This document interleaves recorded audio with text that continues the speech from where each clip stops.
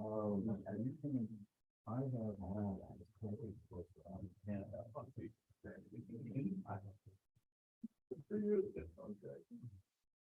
Good evening, everyone. Good evening. I'm glad you're here for this Onancock Town Council meeting, and I hereby call this meeting to order. We'll start with the roll call, please. Councilmember Brockmeyer. Councilmember Berger. Councilmember Holdren. Present. Councilmember Marino. Present. Councilmember Knopf. Present. Vice Mayor Oswald. Present. And Mayor Foskey. Present. Okay, so a quorum is established and make this Ken vote as the sitting chair. Thank you. Thank you for making that clear. Okay, let's pledge allegiance. Mayor. Right. I pledge allegiance to the flag of the United States of America and to the Republic, which stands One nation under God, indivisible, with liberty and justice for all.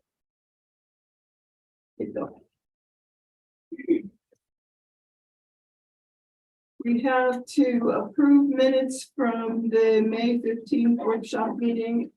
Has anybody any questions or any amendments?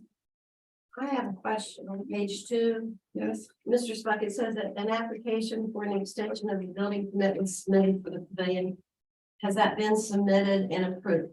It has. and council members, may I just ask you to please be acknowledged before you speak so that we can keep our minutes straight. Thank you. Let's see, okay, any other questions or anything on the minutes? Okay, Good job, Debbie, for keeping track of all of it. That was actually Mary Ellen. Oh, good job, Mary Ellen, for keeping track of all of it. okay, we need a vote. I move that we approve the May 15th meeting minutes. Second. All in favor? I need a second. Sorry. Aye. Approval of the minutes from the May 22nd regular council meeting. Any questions or amendments? Yes. Ms. Marina, Page 7. It says water rates stayed the same except for the second tier. Can you elaborate on that? Sure, Did they go up? Did they go down? it went down by 10%. Okay, perfect. Thank you.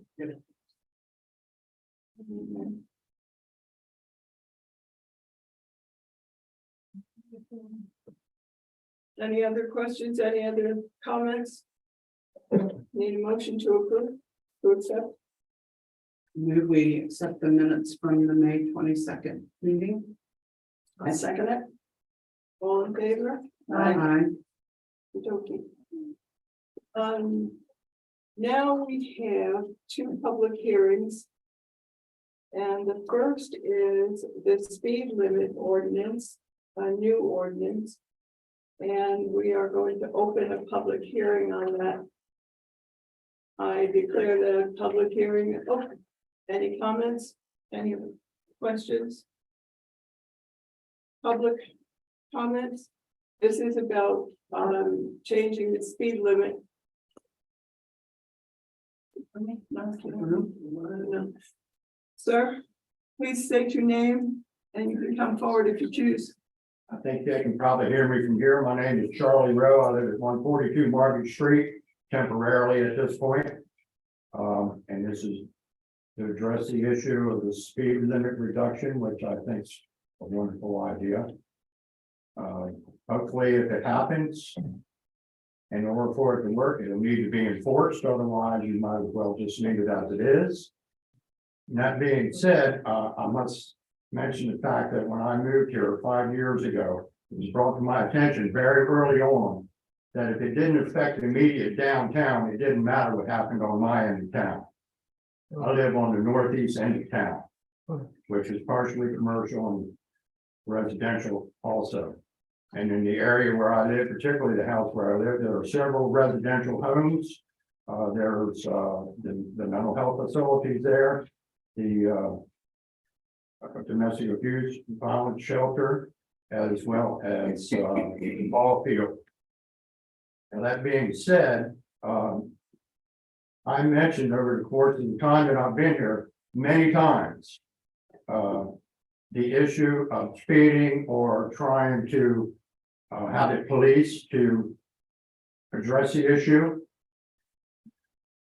And reason being, because quite frankly, where I live, I take my life in my hands every time I try to cross the street with my dog to take a walk throughout town. Because it's at any given moment, more than likely, somebody's coming into town 50+ miles an hour. And if I can see them from either direction in town, I best wait until there are no cars visible anywhere across the street. I tried to address the issue several times, to the town. And was either mentioned, well, just forgotten about, or it was mentioned that, nothing could be done because VDOT was in charge. And then when I contacted VDOT, I was told that, well, it was up to the town. And as per the case, nothing's done. I mentioned it several different times. I asked on a couple of occasions to again have speed enforcement taken care of. It happened to the best ability for the force that's available here, I will say. And there were some other suggestions that I made over the course of the time I've been here about public crosswalks, benches, the availability for all businesses and all residents in this town to be represented. And it appears to me that the only thing that matters is downtown. And that's been my personal experience as well as many other people that I know personally that I've gotten to know in this town. But now that being said, I want to tell you, I love this town. I love everything that I've ever been involved in, all the activities and events and volunteer work that I've been able to do here. And I'm going to miss it. But I'm certainly not going to miss the fact that there is very little representation of the citizens of this community unless it immediately directly affects the downtown or personal interests that have to do what is best served to the downtown area.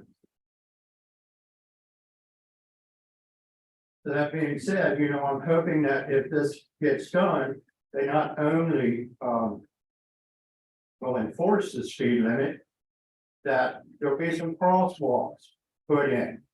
I mean, VDOT went to all the trouble of putting in new curbing for handicap accessibility. So what's the problem with crosswalks? It makes it easier for the citizens of this community as well as the visitors that come to this town. And it's also the case I've mentioned ever since I've been here about that's involved the whole town, the whole community, all businesses and all citizens of this community, not just any particular one area. It doesn't seem that anything's ever happened in that regard. I hope that this will be addressed and taken care of. And now that there are more people that are coming around to the town council meetings, I hope they're paying attention to who is representing them and who is not. So they'll see that and pay attention to that next time elections come about. Mr. Roth, I'm thank you. sorry, I hope I don't offend anyone here. I hope that this gets done and it makes Hancock a safer place and makes it more readily available to the citizens and the visitors in this town. Please don't turn this into everywhere else USA, which it seems like it's tending to go that way. That's all I have to say. Thank you. Thank you for your comments, and we can talk about that at another point, but the crosswalks and the 25-mile-an-hour speed limit is happening. Crosswalks are in the works, markings for crosswalks. downtown. For down, okay, so then if we need them uptown, we need to talk about that. That makes good sense to me. Anybody else have any comments? Council? We need to adopt this ordinance. Uh, public, Pardon me. You got a Sarah? public hearing. yeah. Close public hearing. Okay. I officially close this public hearing. Sarah?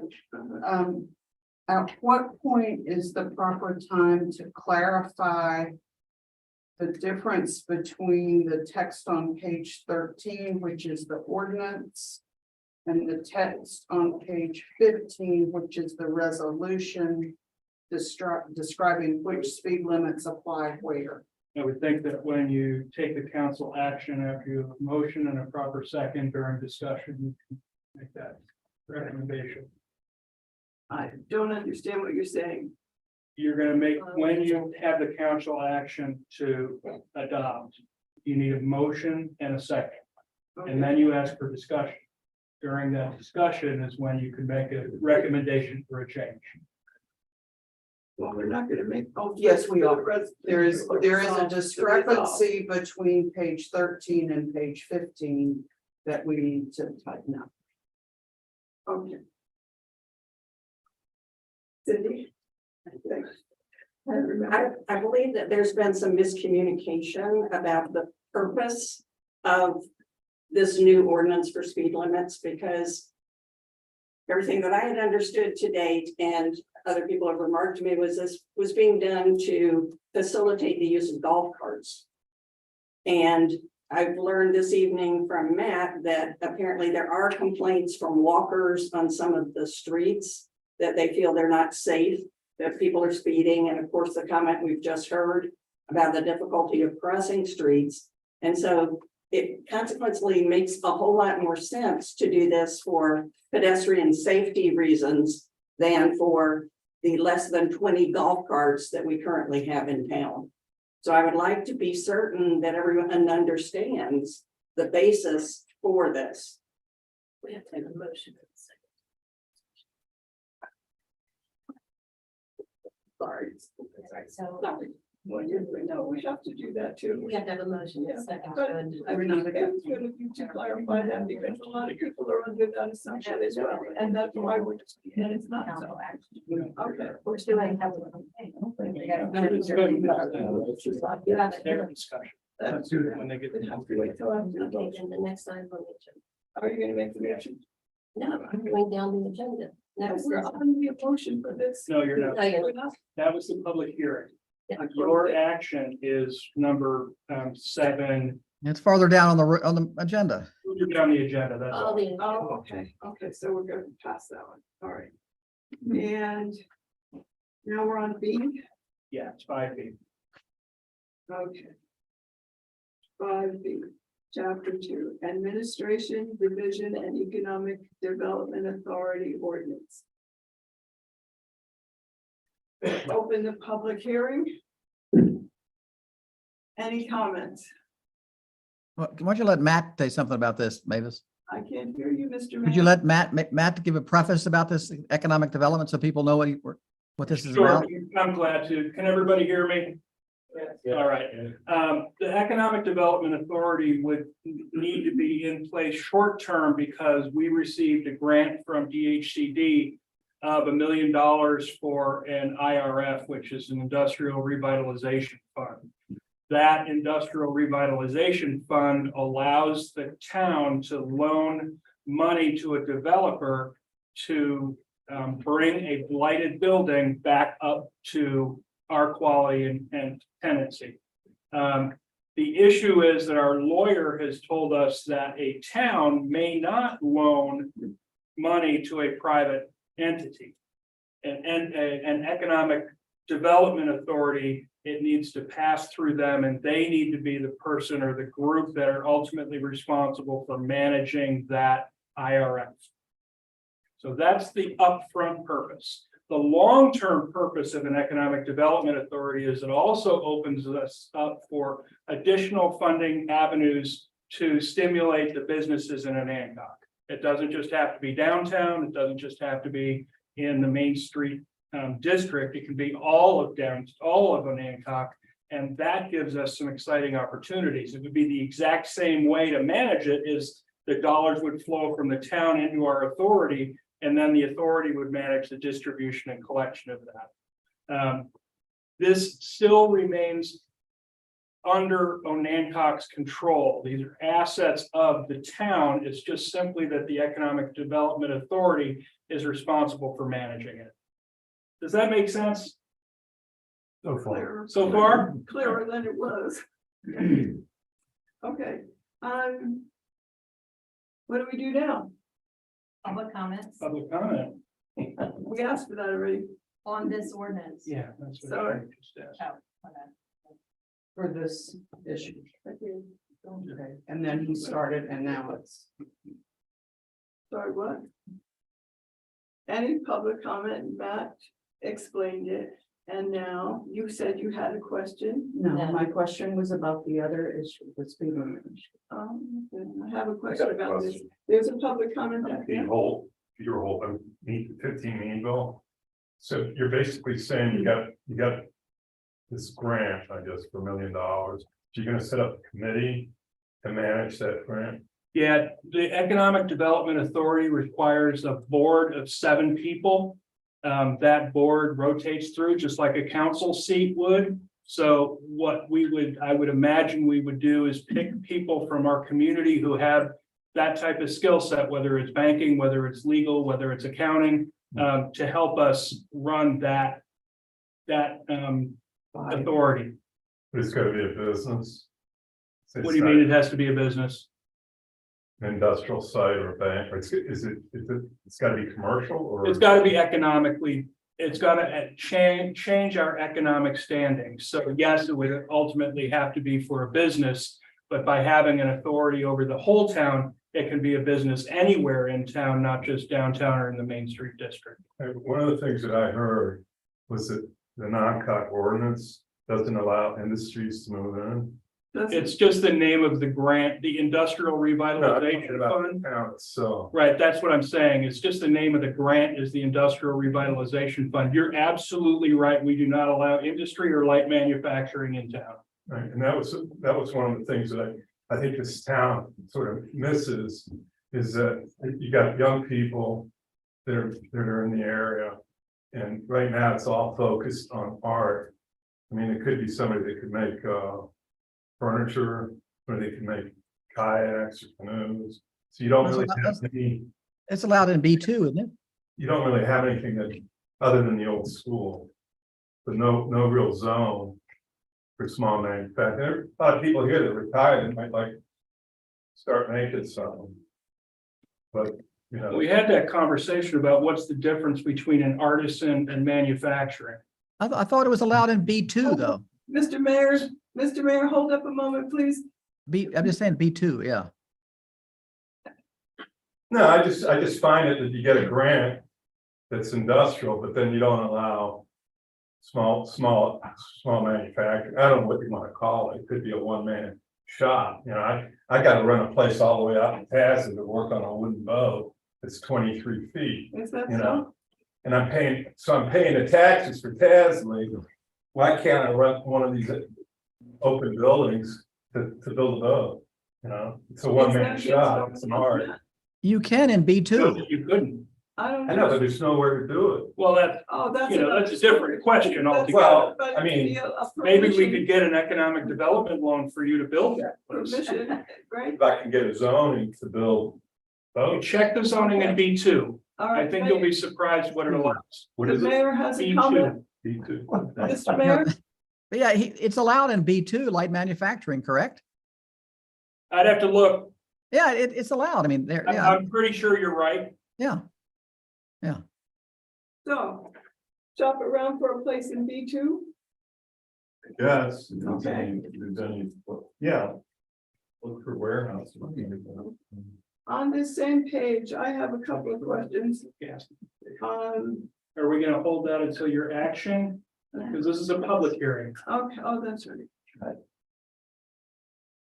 Any other comments? Council, We don't comment. you don't got a comment? Not yet. Not yet. All right. Back when you take the action, you got it. We are now closed the public hearing. Okay, now, anybody has anything to say? Wait a minute, agendas. Yeah. Agenda says. No, we're not gonna do this. Not until it's up on the I'm agenda. on page 14, I need to talk about that. You're gonna have to wait. We have a different presentation. Okay. It's being run by public, is it Jeff? Is that how you Yeah, say it? Jeff Jeff Daking. Daking, Mr. Daking? You have a sound measurement presentation for the council? Thank you. And he has kindly offered to keep it to 10 minutes, so we'll keep track. We'll see how. Little tedious. I can't really do a PowerPoint here, so I'm gonna give you a bunch of sheets that you can look at. It's an old school PowerPoint. My school. They're doing it on tape now. There will be a quiz at the end, but- Thank you. That was interesting. Thanks, Jeff. I appreciate it.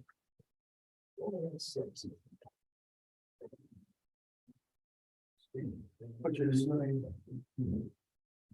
Okay.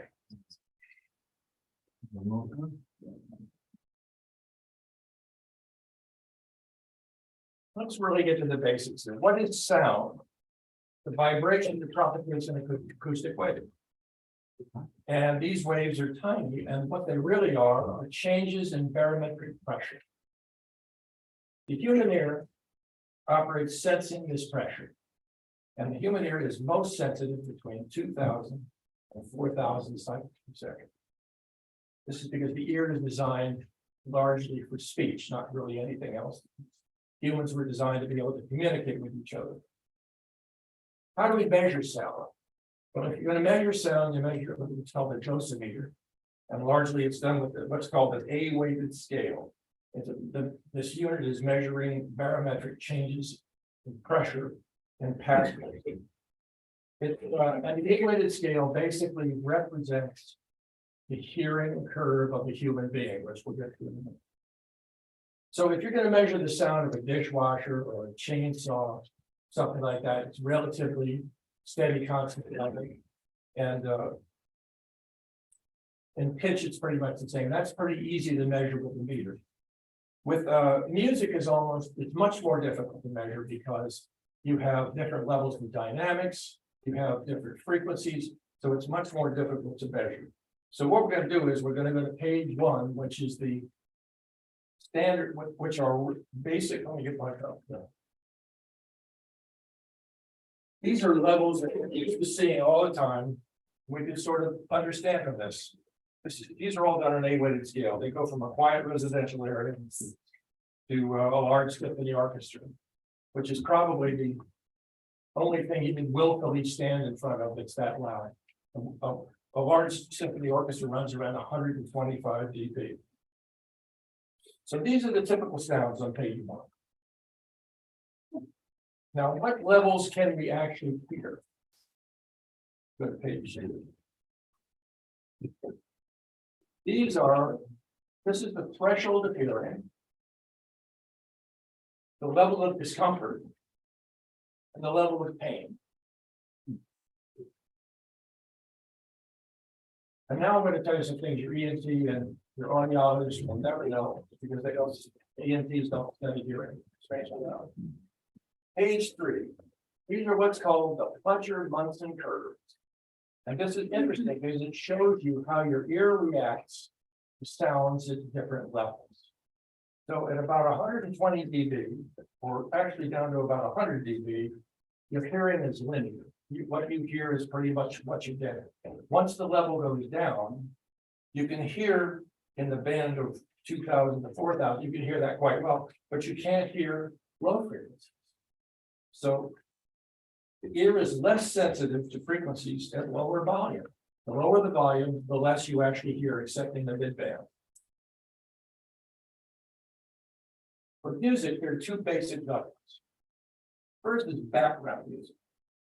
Background music is, you go to Mallard's, and you go to a restaurant, and that's the music that's allegedly is going to allow you to converse in that place. That doesn't always work. And also restaurants use background music to create privacy between tables. If you have background music, it's more difficult to understand what the people at the next table are talking about. The next thing is a concert level. The concert level is a level where you're not really expected to be able to converse. You're here to hear the music. Hopefully you're not going to converse. You're there to hear music. You go to a symphony or something like that. That's what you're there for. You're not intended, it's not intended for you to be able to converse. There was a lot of confusion about what is acoustic music and electric music. Acoustic music has been around for thousands of years. This is probably the original instrument was the voice. And then we got drums and we got stringed instruments. These are instruments that create sound on their own. And in the proper environment, you probably can actually hear them in a concert hall or in a room like this. But you can't really hear them very well. Some of them are loud, some of them aren't. Now, what is sound reinforcement? Sound reinforcement is basically what it says. You call it a PA system. Where are we? Yeah, where are we? We're still, we haven't gone anywhere, still on 3. We're not moving on yet. Sound reinforcement is exactly what you have in this room. You have microphones and speakers that people in the back can hear. Now, there are a lot of situations where you're going to need sound reinforcement. For instance, if Heifetz and Horowitz rolled in here to play a piano, violin, concerto, you probably could hear them. He'd bring in his 9-foot Steinway. If he played at the movie theater, you might not, because that's a very dead atmosphere. Concert hall, you can hear them fine. Outdoors, you're not going to hear them. You're going to have to reinforce it, because outdoors sucks all the energy out of audio. What are amplified instruments? Before the mid-20th century, all instruments were acoustic. And with the advent of modern electronics, these instruments had little or no sound at all. But in the middle of the century, we got instruments that made no sound. We got the Hammond organ, we got the electric guitar, we got the Wurlitzer piano. Those things have to have amplification just to be heard in any bridge. So in concerts, that's the difference between amplified music and acoustic music, or music that is reinforced. Almost all music in an outdoor event is going to have to be reinforced to some point. And the good part about that is that you can then control how loud it is in the audience. You only need to reinforce it to the level that the audience needs to hear it, or if it's a concert level, to hear it and not converse. It allows much better control over them. Okay, let's go to page 4. These are the frequencies. This is just a little cheat sheet of what the frequencies are on a piano and what they look like and where they are in the band that we're talking about.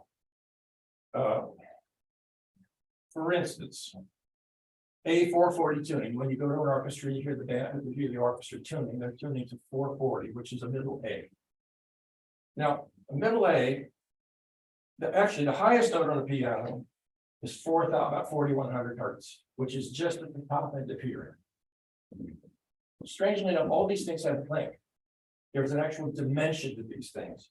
A 440, no, I'm sorry, a C4 above 440 is about 1/4 of an inch long. These kinds of sounds, these high frequency sounds, are very small, they're very delicate, they don't have any power, and they're very, very directional.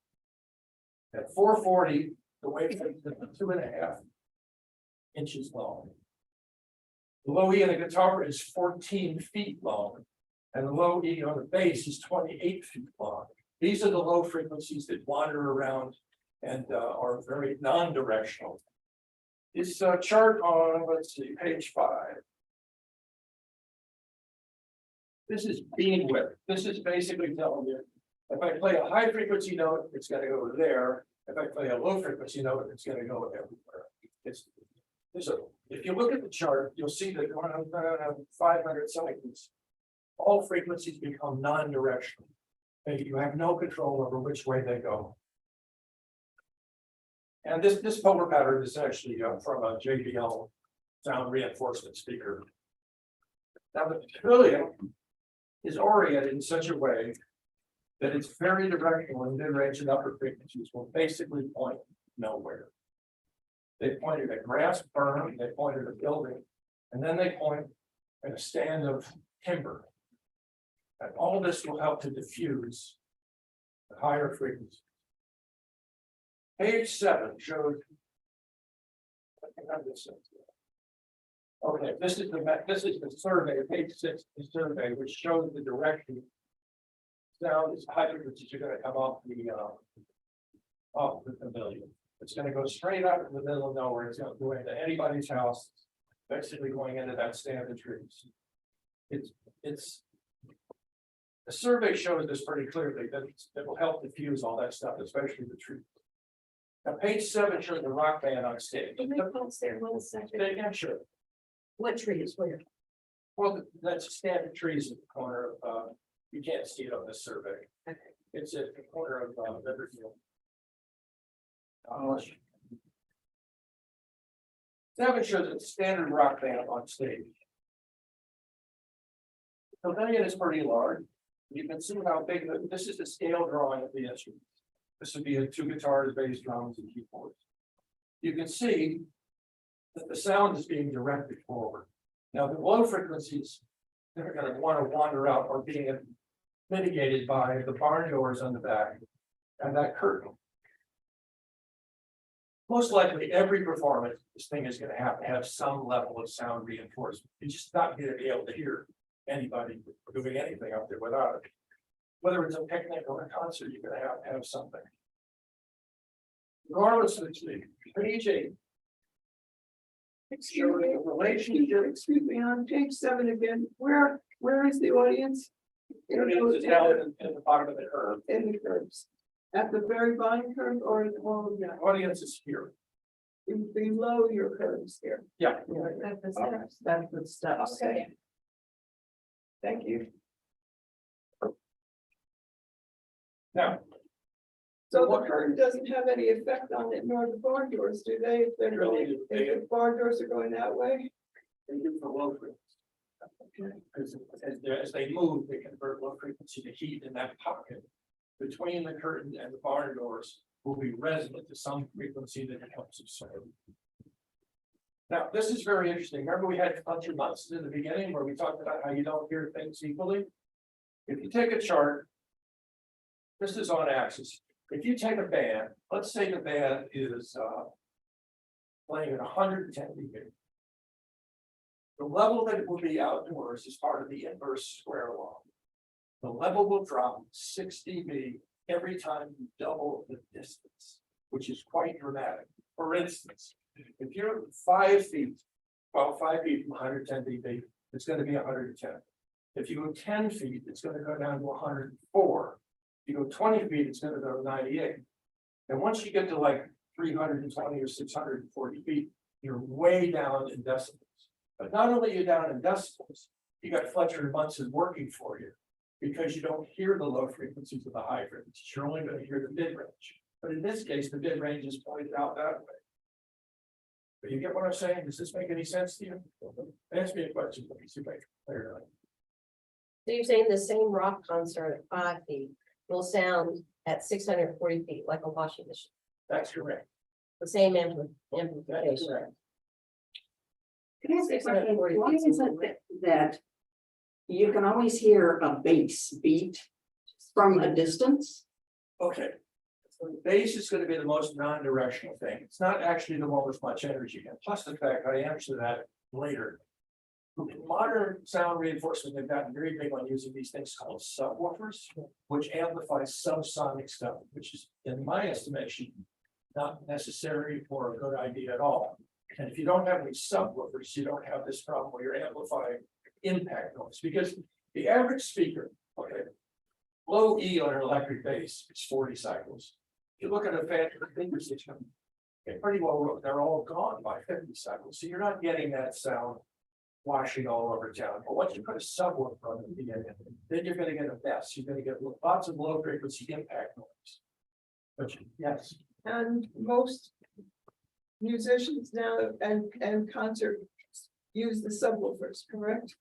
Most not if performers. you provide the sound system. First of all, most musicians Are we providing a sound system that, more than likely, if you're gonna have an outside, out of town touring band, as part of their requirements, they will require that you provide the sound system and operate. So they don't, if you, obviously, if you have a big $1 million band, they're gonna bring their own equipment, but in this case, even almost any midline band is gonna ask what they call backline. They may ask for drums and guitars. it's not uncommon for a venue to provide all the backline for a small, a band that costs something $10,000. In that case, you have real control of the sound, because you have the size of the amplifiers and the control of the sound reinforcement. You're in a much better position when that happens. So this is my example. The example is that on the bridge at Ames, I took these two directions. The bridge at Ames, which is 570 feet from the rear of the pavilion. The level should be decreased to about -70 dB. You go back to the chart and where there's -70 dB, that's about the volume of your TV. Now, you're also not going to hear the low end because Fletcher and Munson are working for you. That's mid-range. Fletcher and Munson say that's got to be 70, much higher for you to hear that low end.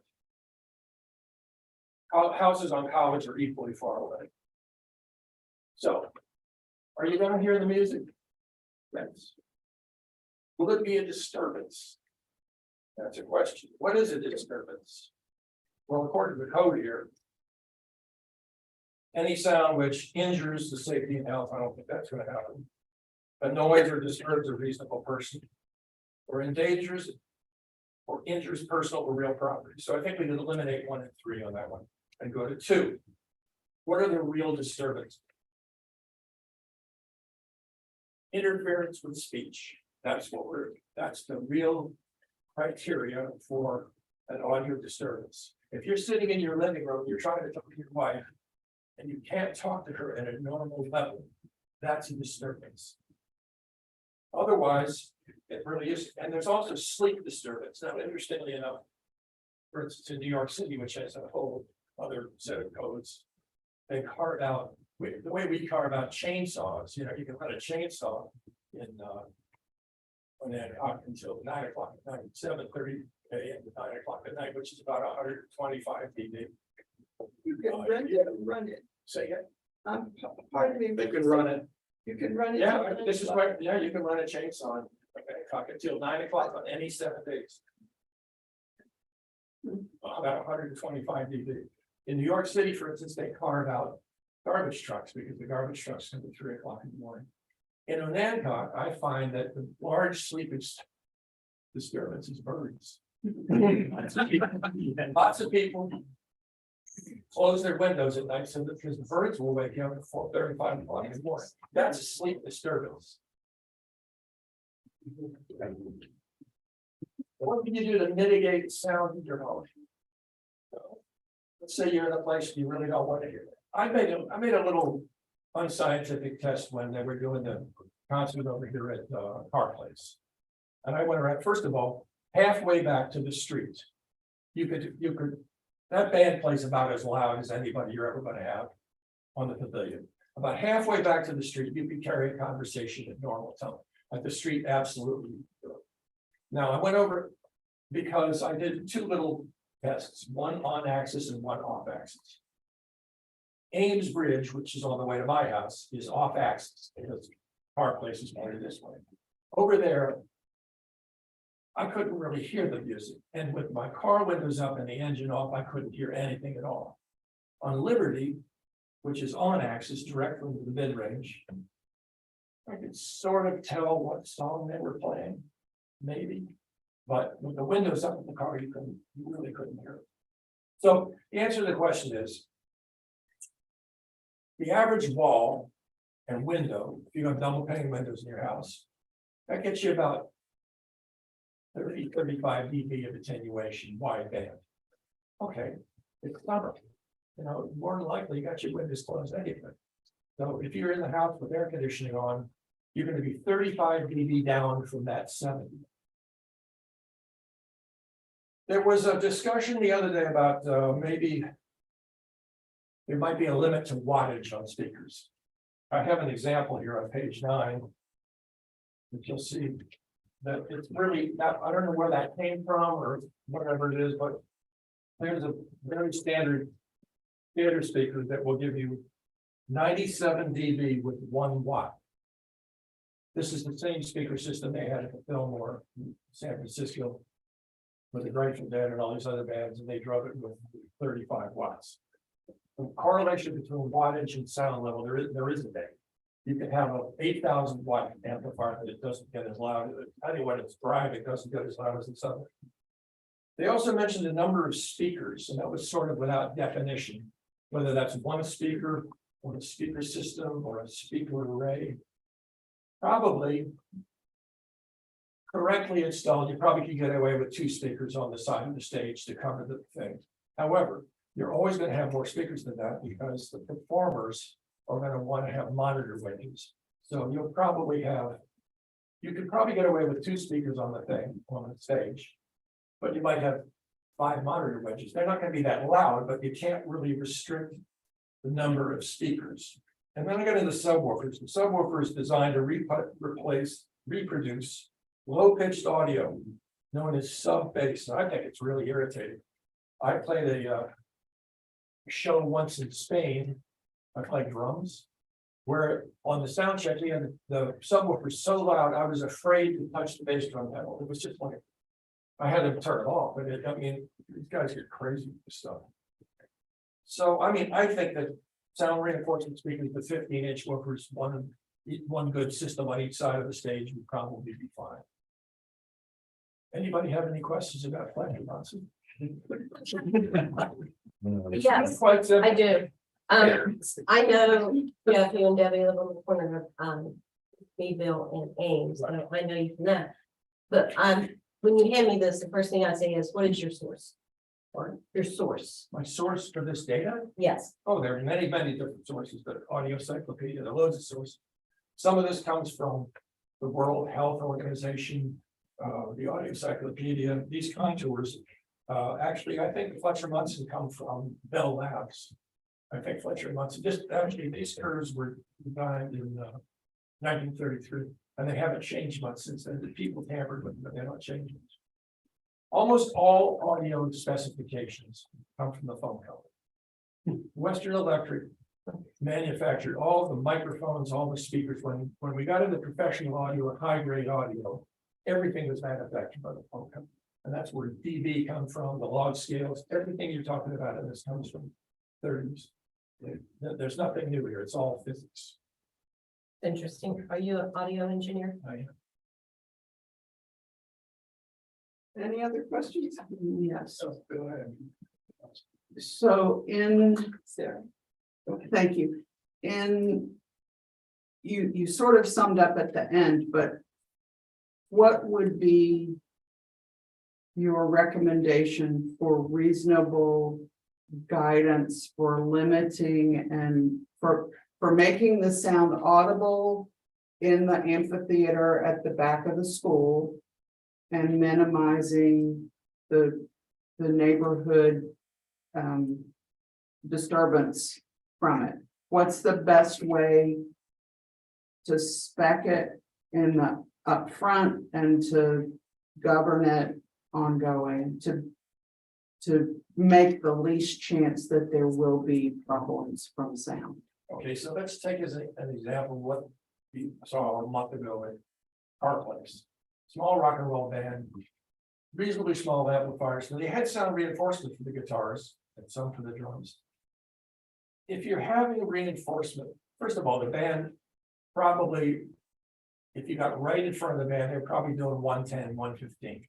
And when they, in an orchestra, you have pianissimo, you have a wide range of things. If the guy is playing hard, you can't say, well, you can't get excited on stage, but you're going to get that loud.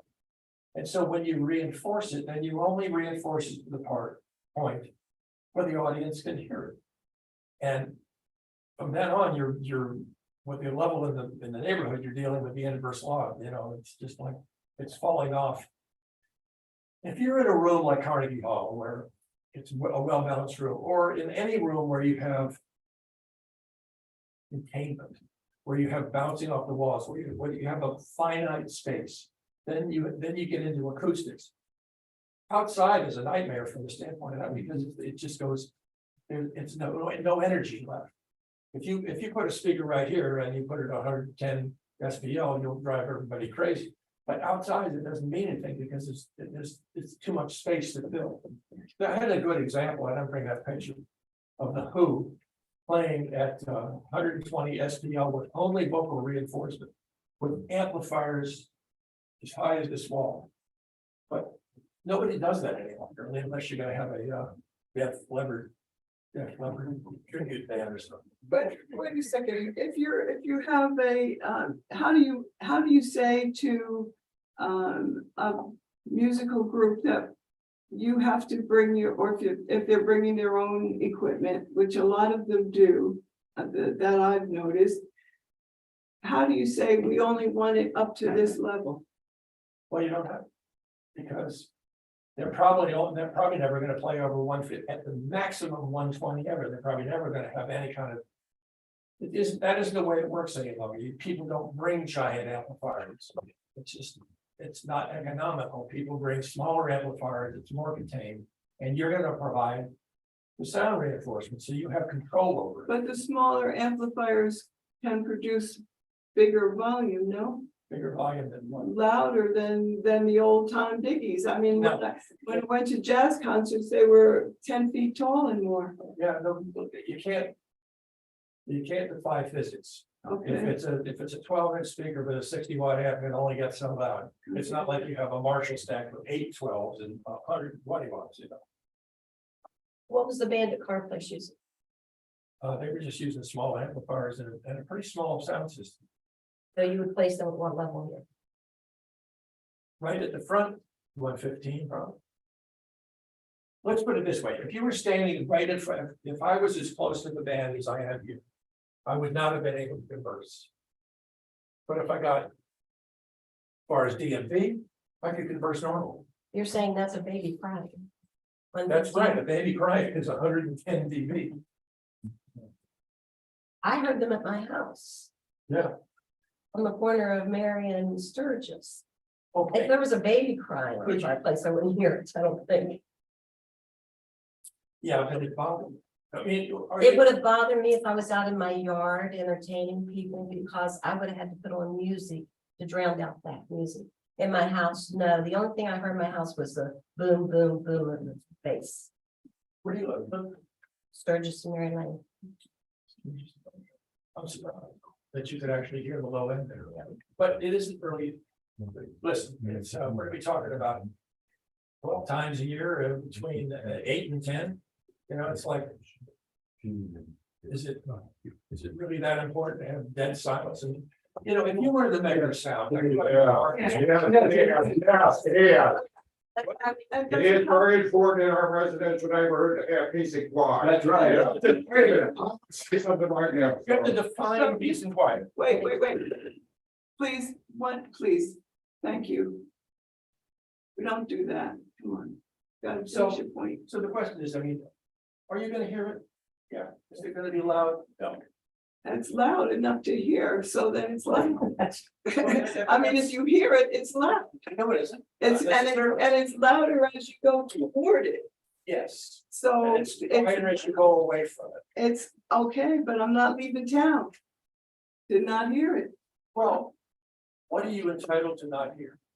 Well, my point is the time of day that this is going on. If it's going on after dark, after 8 o'clock, then it's annoying. But if you're talking about during the day, most people have other activities and things to do, and it's not a big deal. Let me ask the question, why is it annoying? Because it's not peaceful, quiet time, and that's what okay, I'm not gonna get into that with you. You did a good job. Thank you very much for your comments. Anybody else? We'll get quiz on Fletcher Munson. I'd like to comment, please. Looking at on Ruth again, in physics, so I understand a little bit about sound and waves. I spent 6 years on the road with Harry Chapin, so I know a little bit about concert engineering. And to say that you can contain the sound with your sound reinforcement wash. Because every musician that gets on that stage is gonna bring his guitar amplifier, his bass amplifier, his keyboard amplifier, and a drum kit that puts out 115 decibels. Not a debate. Go ahead. So if you think you can control it with the house sound system, you're fooling yourself. The second thing is, what is annoying? We moved to Hancock, we have a nice screening porch, we enjoy sitting out back and seeing the marsh, hearing the birds. It's annoying if we can't hear that, and I don't want to hear boom, boom, boom every night. Okay, and you already admitted that bass travels on the direction. It goes all over town. We're gonna hear it that we're in front of the pavilion, the people on the other side of the school are gonna hear it, and it's annoying. We came here for a peaceful lifestyle, not to be bombarded by sound. And a peaceful lifestyle is hearing the sounds that God made here, not the sound of Bach's music. An electric guitar amp, 150 decibel, 115 decibels, on stage monitors, more noise. The sound is gonna radiate out of the front of that pavilion, and while you say there's nobody there, all of Sturgis Street is there. Oh, I can hear it over on Creekwood Lane, which is all the way past Joy.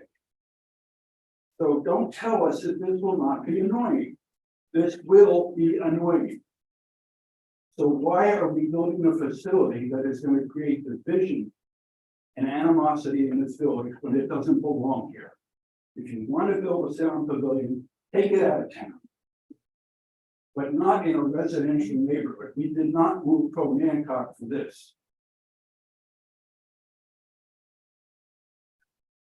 The people that are going to be affected, the house, how about Karen and Larry Lee, whose house is right around the corner from the school, right on Liberty, on College Street. They get pummeled. The houses on Liberty Street are going to get pummeled. And all of Sturgis is going to hear it. So don't try and soft pedal it. You know, this whole thing has just been such a stonewalling, gaslighting deal. You know, I look back at the town council meetings. This issue is what at the February meeting last year. Historic Hancock School gave its report. There was no mention of the pavilion. In March, all of a sudden, we're going to build a pavilion. And unfortunately, quite honestly, to the town council's discredit, they approved it. They didn't know what they were approving. We didn't hear a word about it until October meeting, when all of a sudden the footings are in and we're going full blast. And then we're told that we knew all about it and had time to protest. We did not know anything about it. We have still not seen a plan. We have still not seen the schedule of events and what the town is planning to do, what the school is planning to do. We haven't seen the economics. You're going to invest $500,000 in a facility that may go bust. If this project is to go forward, it needs a lot more study. It is not ready for prime time, and you better get the community on your side. Thank you very much. Mr. Williams? I recognize Mr. Williams. Did you have a comment? Yes, I'm gonna certainly do. My name is Clark Ramsdale. I'm at 5 Johnson Street. I'm a lifelong old Hancocker. My family's been here since the very beginning. Sir, when you have it solved to be the city by your equation of birds and chainsaw. You see, you apparently don't get what these situations about or an Hancock about. Peace and quiet is what we seek. This is called nothing but a division among all the good people here, simply because there was no communication. Now, I'm not here to say anything other than it's a residential neighborhood. That implies quiet. Of course, we have great quiet. Why do you think I live in an Hancock? Why do you think I don't live in Cape Charles, perhaps, or Shakerton? Amen. Folks, just don't know what to say other than it breaks my heart that somehow or another people have lost sight as to what an Hancock is. It's my hometown. It's about flowers. It's about nature. It's one of the last spots that hasn't been corrupted, but there is corruption that's going on. You're taking one of the jewel spots of an Hancock. The place that is going to speak for the nature for however many years, it says so in the school literature. That they describe it as the Eden of the Eastern Shore. On Hancock. The Eden of the East. Are we No. privileged to live there? I opened the floor to comment to this presentation. So yes, it's I open. just, well, I'll take it right back to my main concern, is hearing my windows vibrate and feeling my house vibrate. You didn't convince me about it. I have lived across the street from construction that's been going on for the last couple of years. So I know what it's like to have windows vibrate and your house vibrate. It will drive you crazy. If indeed, those that are in favor of this, when your house starts vibrating and you go crazy, you remember Clark said so. Thank you. Any other comments from council? Questions from Mr. John, Jeff, David? I do, but I'm not sure what to ask. Okay. So help us know what to ask and how to reconcile what you have described and what these two comments have brought forward. Well, the first comment, when he was talking about Harry Chapin, I'm not sure he was talking about outdoors. That may be, those comments might be apropos to closed spaces. Outdoors. Greek Theater in Los Angeles, 5,000 seat outdoor amphitheater. That big enough? Which one we talking? Greek Theater. Okay, the Greek. Greek is right in the residential neighborhood. The Greek Theater is right in Los Feliz at a residential neighborhood. No, it's not. It's in Griffith Park. It's in Griffith Park, right next to Los Feliz. And the traffic and all that people, all those people who go there park along the road in Los Feliz, that's. I've been there. Yes. I've been there. Yeah, the Greek is in a residential neighborhood, right about Los Feliz. It's in Griffith Park. Next to Los Feliz. It's not even the park. Okay. I don't know what, I mean, if I want to go measure noise, I can sit here in the street, measure trucks going by on Route 13. I don't really think that for the amount of time and the number of events you're talking about, that it really is that big an issue. And I don't think they're not going to be any wall shaking or anything like that. I think that's hyperbole. I don't think that you're really going to have wall shaking and, musical event. They've been having musical events at the school for decades. They've had football games, they've had all sorts of things. This is not new. There's nothing new about this. They have musical events at Car Place. They have it at Johnny Mo. Why do they have it at Johnny Mo? Pardon? Yeah.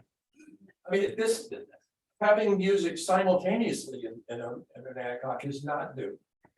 So if they're surprised about this, I'm not sure why. The surprise is that you're talking about every weekend, all season. No, but that's true, untrue. That's Untrue. Wait a minute, wait a minute. Yeah, right, order, yeah. Have some order here. Yeah, well, unfortunately. Yes, I would like to, I ask. Order Yeah. yourself. Thank you for your, thank you Thank for you. your time. Thank Thank you. Yeah, thank you. Okay. Number 7 work, on Jeff. the agenda. thank you. Thank you. Let's see a little bit here. See how much bullshit goes on Excuse me. here. All right. Thank you.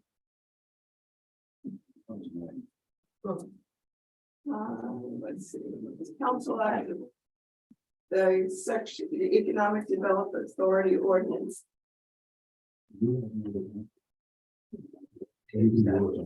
On page 14. Thank you. You're welcome.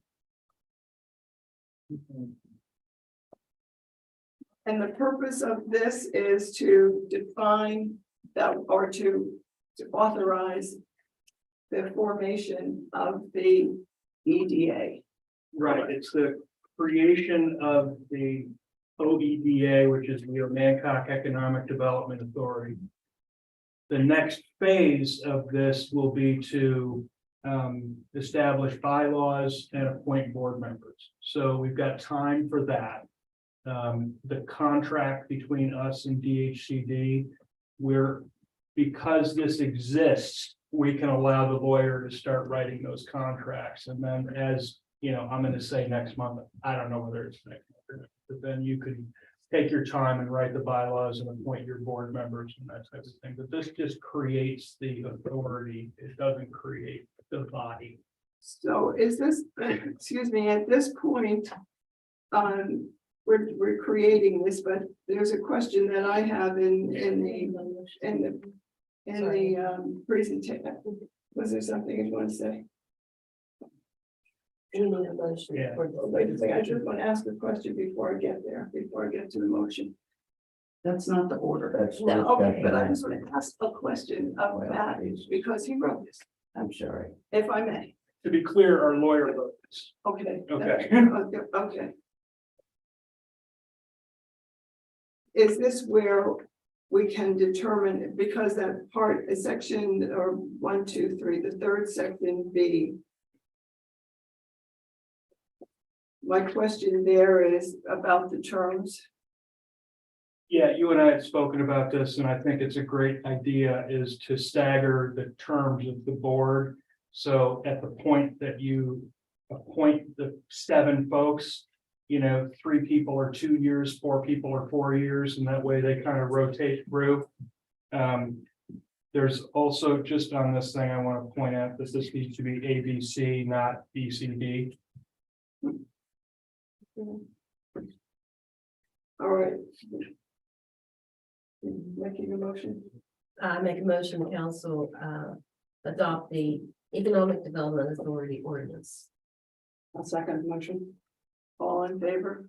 We're having some. That's why I gave the motion to discuss it. Down the top. Okay. Matt, is this, I'm sure you ran this by Mr. Gregory, our He's the one attorney, that wrote this. and he wrote this. And he's the one who established the reason for needing this. Okay, just to be Yes. clear. Yes, and so what I hear you saying is we can go ahead and adopt this at this point, and then come up with members and guidelines. It's absolutely true. I confirmed that with the attorney last week. Thank you. Cindy, Thank you.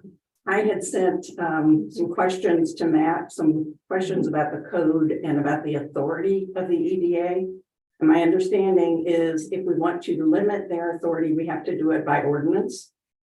I have not received a response from the attorney. Yeah. No, I Okay. have not. So unfortunately, I can't clarify the concerns that I had regarding things like the Anacog EDA developing property outside of town or owning and buying and selling and whatever property that could be either adjacent to town. I'm not even sure it has to be adjacent to town. The code was really clear on that, that you may not invest in any asset outside of the town limits. You No. absolutely may not, No, it said you could with that authority's permission. right? But that's not going to get the authority of the adjoining town. So you could limit it, but at the end of the day, an economic development authority is governed by the state's code. Right. So- That's what I was looking at. Right, so you would be looking to make the state's code more restrictive, which isn't possible in a Dillon state. I would like the attorney to respond to that, if Well, that's I- indeed the case. Since none of us are attorneys. I would like his response, really, before we go forward with an ordinance. well, That just, it hurts more people than I think you're giving consideration. Who does it hurt, Matt? It hurts the contractor that is right now pulling money out of the line of credit that's way more expensive than this grant. It hurts our relationship with DHCD because we're not able to process one of their grants. I mean, it was a big win for Main Street to be able to support this application. And now we actually can't process the application. So by delaying this, all you do is hurt the contractor, Main Street's reputation, and our ability to do what we legally need to be able to do. And if we're agreeing to something that we don't understand in doing this, that doesn't create any concern. Well, we're not to the point of we're giving the authority to create. So you're creating the authority, period. And Creating that the allows us to Creating the continue forward. authority and all. Now, of you its can change, you functions. can write in the bylaws that you want to restrict certain actions. But you can't change the state code, and you can't be more restrictive on the state code. Can I have a comment? Like to understand what. Hang on, Fletcher's chiming in. I mean, if we adopt the ordinance, we can write our own bylaws, correct? That's exactly what the next step is. I didn't hear. So we can adopt the ordinance, this ordinance and then restrict things with bylaws. No. Yeah, what he's saying is, we can adopt the ordinance, and next step is write the bylaw, which is what, right, and that's what. Fletcher, that's not what the code says. It says we have to restrict in an ordinance. I disagree with you. Okay. Excuse me, I can't hear. Yeah. Thank you. I think that they don't have any, the authority is not going to have any money unless we give them money. So I don't see your They can concerns about. apply for money, Fletcher. Yeah, but I mean, I've talked to about 5 or 6 people around the state. I think you're worried about a situation that's not going to happen, but it's your entitled, I understand what you're saying. You can't process the money, they can't get the money, they can't use the money until we have the authority. And the money that's being repaid by the loan is under stricter rules by the state about what they can do with it. So I think I understand your concerns, but I think you can limit it with the bylaws about, plus that they don't have any money to do anything with. What are they going to do? I mean, and they're also going to be reasonable people that we pick. So I understand your concerns, but I think we need to move forward. Sometimes council has a tendency to just jump in and say, yes, okay, let's go.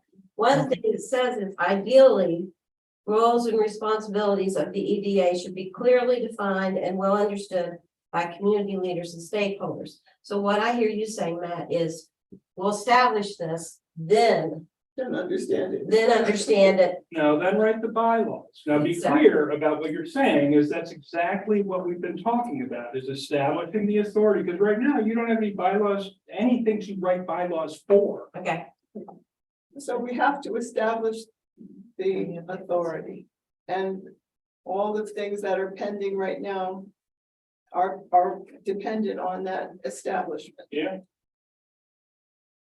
One more item. If indeed the attorney comes back and says that it might be a good idea to put some limits in the ordinance, then do I have your promise that next month on the agenda, we will deal with changing the ordinance we adopt tonight? Sure, I don't have any issue with that. We just have to hold another public hearing, and that's no problem.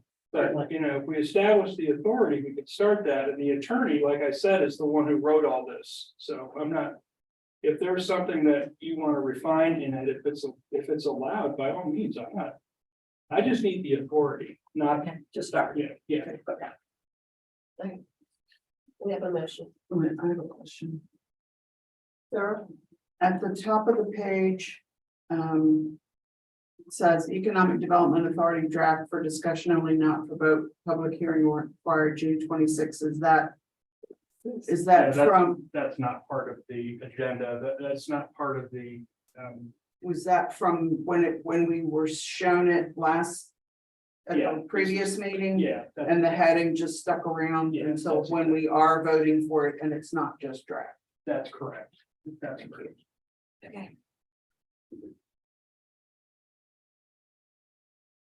So are we bound by these definitions and creation and governed by the board of directors, all these things here, are we bound by this, or is that all open to development? I would say you're bound until you change it. Okay. Can you just define one thing for me too? Tell me why the board is asking that it be a resident of Onancock or of the whole county.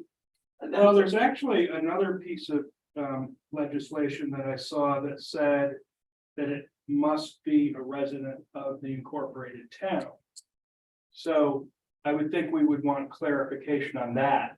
But once we get clarification on that, it wouldn't necessarily have to change this. We could just change the bylaws to say the board member needs to be a resident of town.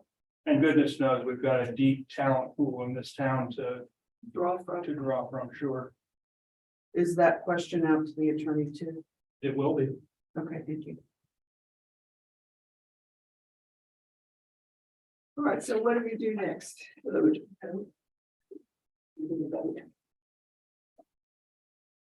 Okay, I have an answer to that question, that I sent you, sorry. That I sent you today and asked that specifically, composed of 7 members. When a director ceases to be a resident of such locality, the director's office shall be vacant. I would assume locality is town. It is. That's the way I read that as well. Yes, But I also forwarded your email directly to Eric. okay. I'm sorry. we have to vote. Yes, We have a motion. yes. And we have a second. Yes. All in favor? Aye. Thank you. And I'll get answers to all your questions. Next on the agenda. Got the ordinance for the speed limits. That's next on the agenda, the ordinance for the speed limits. It is.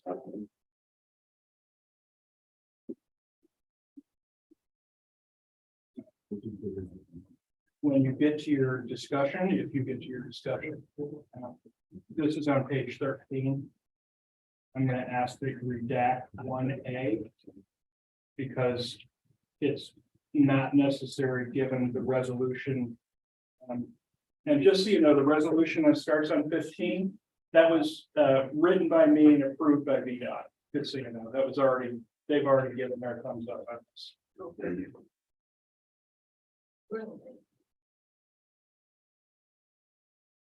So by changing 26-4, removing 1A, that would mean that the only place in town that has a speed limit above 25 would be Market Street from Hall to Fairgrounds. And that's just deceleration zone.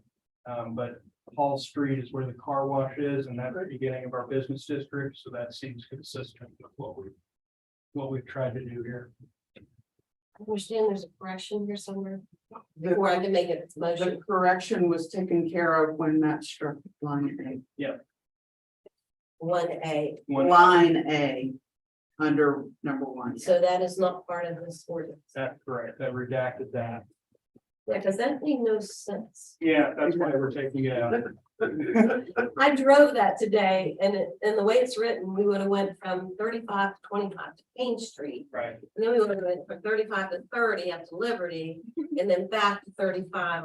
And I was like, whoa. No, that's that by redacting that, we're basically every place in town except for Fairgrounds to Hall Street is 25. That area is 30, which comes down from 35, so it's a reasonable step down. So do we have a motion to accept? Not yet. I just wanted to get that on in front of you before you did.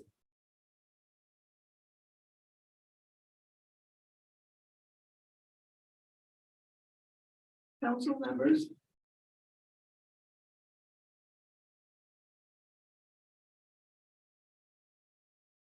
You have a motion. That we accept this ordinance to keep the speed limit to 25 as listed here. I will second your motion so that we can discuss this. Discussion. Cindy.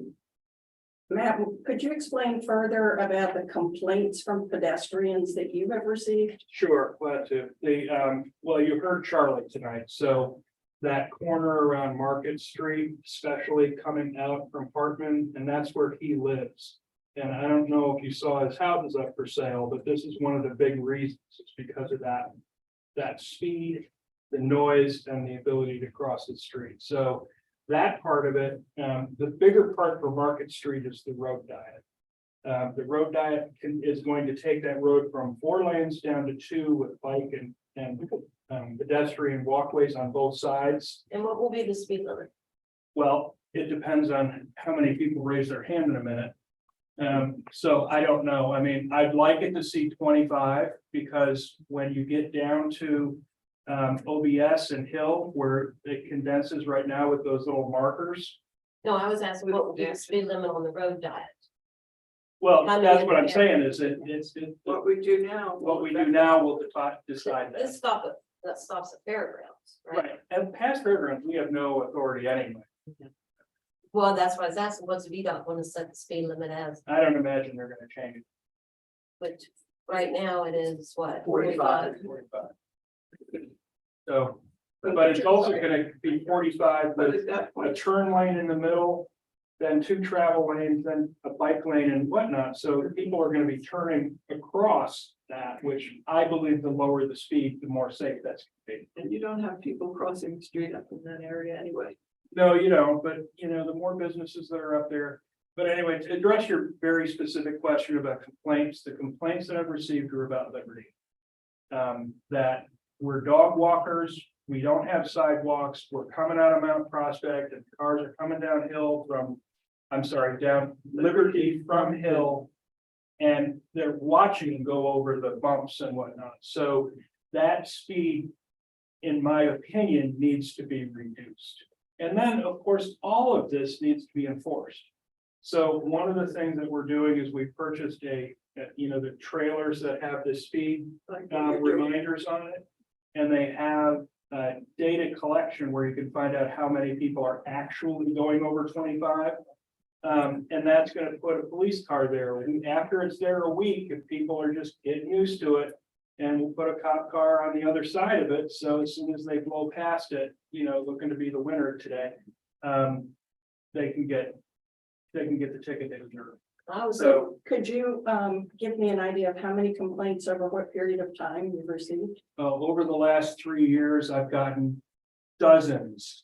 It is very Via email, via, voicemails, via, it's a thing. That one is a thing. It is very dangerous. Especially Liberty I Street. know people who've actually almost lost their life. Yeah. Because No, of it. it's You start in scary. the ditch. Hill Studios, however, when they were here, the guy that, I was on the traffic walk, I think you were too, Sarah. He said those flashing things don't work. 'Cause It's not a flashing thing, it's a speed limit. It tells you Yeah, what you your said- speed is. that people will see how fast they can go. Yeah, and that's why you put a cop car behind them after a week and, you just have to enforce them. There's Right no now, other we've way to only got, enforce it. yeah, we only have 2 officers that can Right. enforce that right now, but the other 2 are going to the academy here in a month. And I hope the public has been informed about this and are aware of this, that we don't get the blowback again about, I didn't know you were gonna make Liberty 25 miles an hour. right, Because that's quite a change. I drove this as Cindy shared that she did also. Yeah. It's a big change. yeah, if you choose to do this, one of the things you should know is, first of all, we will communicate it out, but VDOT does as well. They put, speed limit change coming, and this also has to go all the way up to the commissioner and VDOT. This isn't something like the local Exactly. folks are gonna do. If they decide, no, you don't need that, they'll just deny it. So the resolution that we put forward may be denied. And if it is, then nothing changes. Can So- we get that ruling before we vote to pass this? No, We have to. they the need first- to adopt a resolution in order to consider it. So, Could you remind me where the road width would change on the road diet? it starts at 13 and goes all the way down through town to Hill. Having lived here when there were 2-lane access to 13, it is not a happy time. It's not, to my mind, gonna be pleasant. Yeah. You certainly are not gonna be around the people who choose to do 15. Because there's no passing lane. There's no passing. You're just gonna be creeping up to 13, so give yourself some extra time to get out there. Yeah. but Another it beats the speed. question on the VDOT Yeah. approving or not. Would they, Excuse me? would they potentially say, yes, you can change this, this, and this, you may not change that, that, and that, or would it be all or nothing? I would think they could do that, but I'm not exactly sure why they would. But I would think, I mean, Curious. VDOT got, trust me, the amount of power that organization wields is really quite something. Are we ready to vote? All in favor of passing this resolution? Is it resolution? Right? Yeah. Well, the first one's the ordinance, and the second is the resolution. Okay, the ordinance. So does the motion encompass both or just one? Well, I wrote up this too, but I don't see any reason. You want to? Yeah, I don't see any reason you can't do both. Motion to amend your motion to include the vote. I mean, your motion, Memphis? Yes. It was your motion. Do you want to amend it? I would amend it to include both the Okay. ordinance and the resolution. All right. Vote. Any second? And we don't have to Go second. ahead. I second the amendment. All in favor? Aye. Motion. Hearing what I've heard tonight, You're gonna pass. What are you saying? Hearing what you're hearing.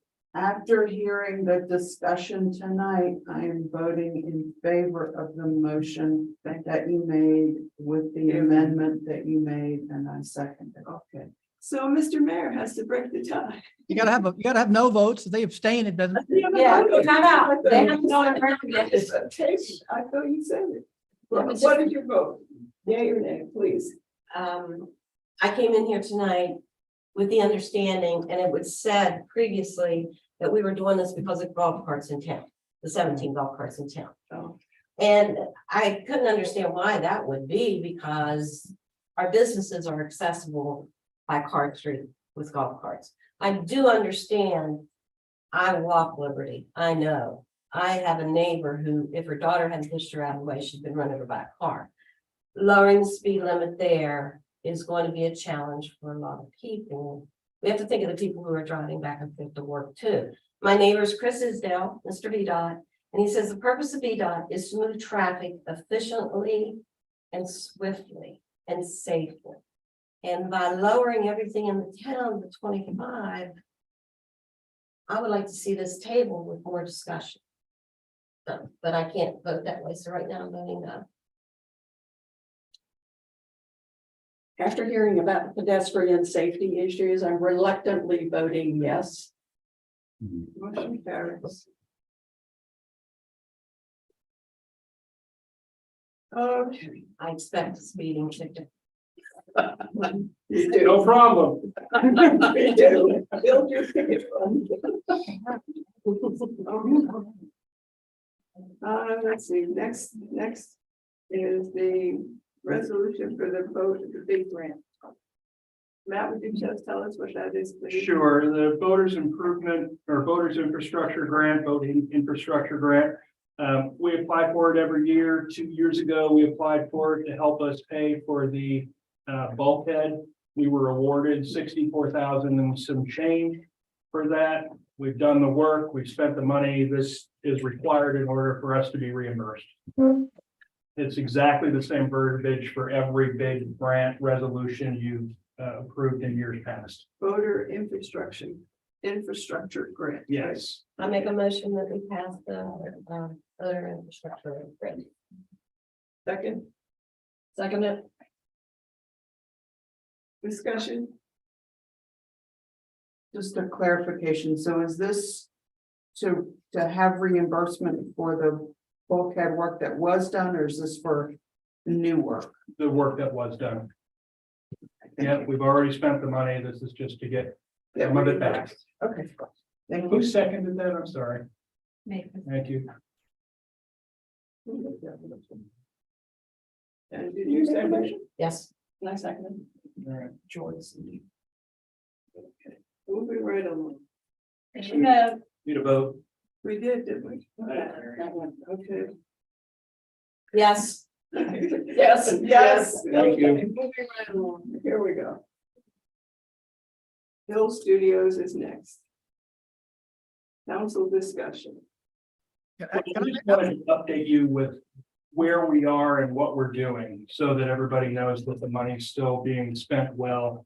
As you know, they came to town, as you know, they made a nice presentation, they left that presentation, and then they left the comments open for, I'm gonna say, a week. We got about 120 comments over the course of that week. I love this town. Some of them are from the same people, so, you know, there's that, but a great response. I mean, David said once again, he's never had a town speak to his projects the way we have, so fully for us. If you remember correctly, we had 3 initiatives. One was the lighting, one was the signage, and one was the parking. The parking hasn't really gone anywhere because I think everybody thought that the ideas he put forward were good, except one. Putting nose-in parking on College was a popular choice. You know, showing people the actual distance that people need to walk from an event to their car was also, I thought, brilliant, that it equated to basically the landscaping section to the milk section of Walmart. I thought that was genius. He recommended east and west be made one way, and parking, it would increase parking. That one was pretty much a hard no for people around town. They thought it didn't pick up that many spots and it made things kind of a hassle. So, and he said the same thing. He said, for a couple of spots, let's just drop it. It's not worth it. But was that not only for the parking, but for the safety of that corner? I don't think Eastern- that's not what the perception was to me. I think Ray was bringing it up. Well, see, Yeah. okay, because I lived right there and can't tell you how many times there were close calls because of that narrow sight coming around that corner. We saw that more on Market and North Street, where cars are literally pulling into Oh, yeah, Market Street. the line of sight Because they there. can't see. And Hanging North is another one that's terrific. All right, so that parking was really kind of uneventful. His recommendation was to come back and try to work with VDOT to get the notice on parking, but other than that, we have 468 parking spots. And those would service just about any event that we want to have. So the next thing was lighting. The comments on lighting were people thought that the downtown lighting package was great. It looked good with the brick, it looked good with everything, with the hanging baskets and a place for the banners. Really, really lovely. The spot that they did not like was the Cobra Arms in the neighborhoods. Replacing Cobra Arms in the neighborhood with Cobra Arms in the neighborhood made no sense to a lot of people. Just the fact that they were a different color doesn't make them any less intrusive. So we did talk a little bit more about the light fixtures. A lot of times when you have the fixtures that come on a pole, you can take the top off and hang those from a telephone pole and have the same look throughout the whole community that way. So we'd have continuity throughout. So that's one thing he's thinking about, but the lighting package, he received really good feedback about the downtown package. Then the other, they also liked the way that he broke up the community into different districts. So it had a different kind of lighting in each one. But he really only got favorable comments on the downtown lighting fixture. And the other fixtures didn't get a lot of buy-in. Then we moved to signs. The wayfinding sign, which are just, the sign that says bathroom over here and town hall over here. Those were very well received, and so were the street signs, very well received. If you remember correctly, I emailed you folks and let you know that we need to replace one of our signs. And we want to try to do it with the mock-up that we can get, and that way everybody will be able to see it and say, yeah, that's what I thought, or no, wait a minute, that looks silly. So I'm working on it, that part of it. I thought I saw a new sign on Lee and Market Streets. You saw that on Lee, but that was like 7 months old, just so you know. That is the, what we're going, No, okay. no, I had, somebody gave us that, a sign company gave us that about 6 months ago. And I put it up and I sent you all an email that said, this is not a mock, it's not a decision, it's Okay. nothing, I just want to see how it works. The police had said that that contrast really works for them. We'll see how the new one looks for them too, okay? The signage package that was not received well was the entryway. I'm just pointing to where. Oh, okay, was the entryway and the destination signs. The destination signs are like Northeast Park, Dog Park, Custis Park, that type of thing. You know, basically, they thought that they didn't really use much imagination. They just took the logo and wrote the words up there, and it didn't look like any of the other signs. So, and also the entryway sign. He had, if you remember, the brick with the big 1680 and all of that, that didn't work because for a lot of reasons. It had people climbing on it. And, you know, it's Fairground Road, and we don't want anybody stopping. So. But he's gone back to the drawing board. He called me today to say, you know, if you have any ideas that we can start with, send them his way and he'll be glad to do it. So I'm going out and looking for things, but if you would do the same, that would be great. He's going to come back with his contract requires him to come back with manufacturer serial numbers and everything on everything we asked him to pick and buy. So are we ready to have him start looking more seriously at a company that can buy those streetlights? Or do we want to, you know, kick it down the road, or what? That's where I am tonight, is saying, okay, which ones do you like enough for us to move to the next level? And then which ones do you say, you know what, I didn't like that one, let them go back and do some more work. Where's the affordability? Can I say something? I don't have, we won't know until they get a budget. Mayor, Fletcher's. Hey, Fletcher. Can we have maybe a work session in July? We're missing 2 council members. And I don't feel like I can really participate, you know, real well. Can we cook it down the road a few weeks and, you know, or because I'd like to, you know, I think we got a lot of work to do with this entrance sign. Yeah. Yeah, they're gonna come back, Fletcher, with the next mock-up of an entrance sign. So nothing's gonna happen with that tonight anyway. So if you wanna, I guess what my question is if we've got 4 of you that say, yes, the streetlights are good, then let them, you know, then we can start getting a budget. Because right now, I have no idea. For all I know, they're $17 or $17,000. I have no idea. This is what we're talking about, right? Yeah, Okay, these exact ones. Recognize me, I'm sorry. I could pretty much see those, but What's in the packet? yeah. The ones with the round things, yeah. Cindy, Could I suggest that we go ahead with the ones that everyone seemed to like? And get them to go ahead and do Just the pricing. the pricing for those, the downtown lighting and the wayfinding and street signs? Yeah. And wait on the ones that were less popular? Yeah, that's what I was hoping for, is give them a couple things to work on. They obviously have a ton of work to do on the entryway sign and the destination signs. And also follow up on that. Yeah. I believe that the wharf design was very popular also. That was hugely important, hugely. That we think, Yeah, unless I'm misunderstanding, perhaps they could go ahead with that also, all right.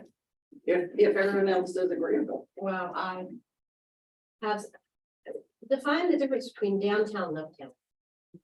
Downtown's, basically Downtown. downtown starts at Jackson. That's kind of the way we draw it out. Could we get a price for downtown and uptown? while we're getting prices. I mean, Yeah, absolutely. Yeah. I'm gonna, what I planned on doing was getting a one piece and then finding out if the manufacturer's got a discount for 10 or 20 or 100 or whatnot. Just try to figure it out. I mean, So we would probably get the price then for downtown, uptown, residential, waterfront, and. We're good. Well, not the The residential. residential still questions. Yeah, okay. Wait a minute. The but there's some, non-residential. yeah, there's questions about having the same fixture in residential areas, just hanging it from the telephone pole rather than on its own defined pole. So. What we have been. Telephone pole? No telephone pole? Was the mayor saying something about a workshop? Mr. Mayor, were you saying something about a workshop? Yeah, Yeah, but I mean, I think we can, I mean, I think we need a workshop at some point for, you know, when we get other stuff back, and he's gonna give us some strategic things, but I think you're on the right track with this stuff, yeah. yeah, and then when we get the sign for the entryway and whatnot, that's when I think. They will have given us everything we contracted them to give us. And then we can have a workshop and try to decide what we do next. You might have some prices about stuff, right? Yeah. Yeah, that's exactly it. According to Robert's Rules of Order, the vice mayor can call for a work Ooh, whoa. session. I thought you might like that. So, we do need a work session on this because there's a lot of moving parts that we've got to get settled in. Can we schedule it after I get some information from Hill? Yes, thank you. Yes. All right, that's fine. So just let us know when you're ready. Yeah, I will. Okay, So do they need to, we don't need to, are we ready to move on? We would just, you can set a meeting remotely and then I have to advertise it, you know, like I would anything else. Right. no, I mean, But there's any vote I on. need to, that we. Okay. Okay. All right. We're moving on to public comment. I have a sign-up sheet here for public comment, and I'm just gonna go down the list and please, if you're here, please speak up. Anthony Lofaza, I'm sorry, I'm gonna mess these up. The handwriting is, or my eyes are not that hot. He left when we talked earlier and he felt Okay. comfortable. And Jeff is gone. I don't see him. And Deborah, I think they might have signed in under the wrong one. okay. Rick Turner, you want to speak? Good evening, Rick Turner, 309 Hancock Street. Good evening. I want to say that, and a lot of this is personal, I have been seething over the last few months about what I consider the disgusting way that the courageous people at our school have been treated. For 16 years, they have been trusted almost completely with very, very little influence or involvement with the town council to do the right thing. And I really believe they have. In fact, to the point at which many of the people in the council didn't even really know about some of the serious problems that are facing that particular building. In the meantime, the board has kept the grounds in excellent shape. They have the building in pristine shape. We've added a nature trail. We've added a beautiful area for our playground. And we have a disc golf course. That's just a few things. All of the rooms are filled. And we've been trusted to do the job. Just two quick examples of how little the town has to get involved. Last week there was a windstorm of some significance, as most of you know.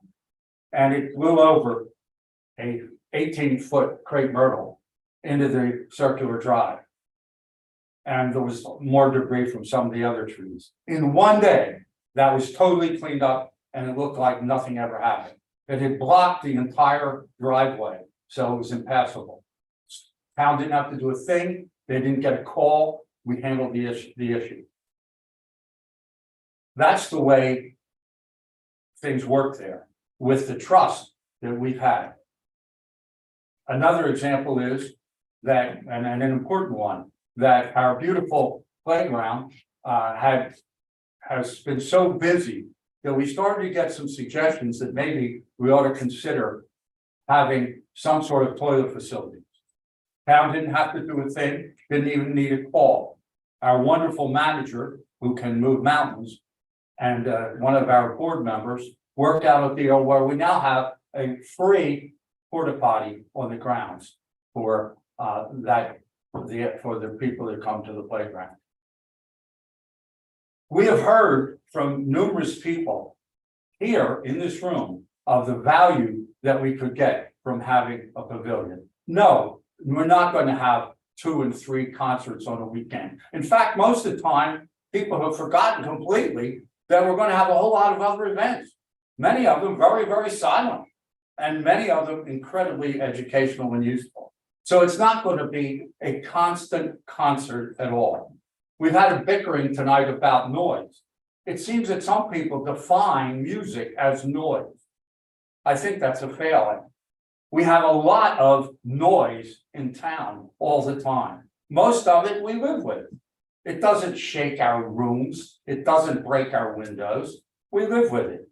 I can hear numerous times, I can hear ball games going on. I can hear things at car plays.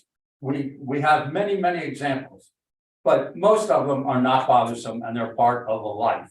If you want to live in total isolation, we live in a perfect area for that. Go 3 miles out of town. You'll have isolation the rest of your life. The other thing that I want to mention is that we have evidence of how valuable a concert facility can be for a town. The person we just talked about, Mr. Hill, stood here not too long ago and eloquently lauded all of the small towns in Virginia that have created a concert facility and the tremendous success of those. Most of them at about the size of this town.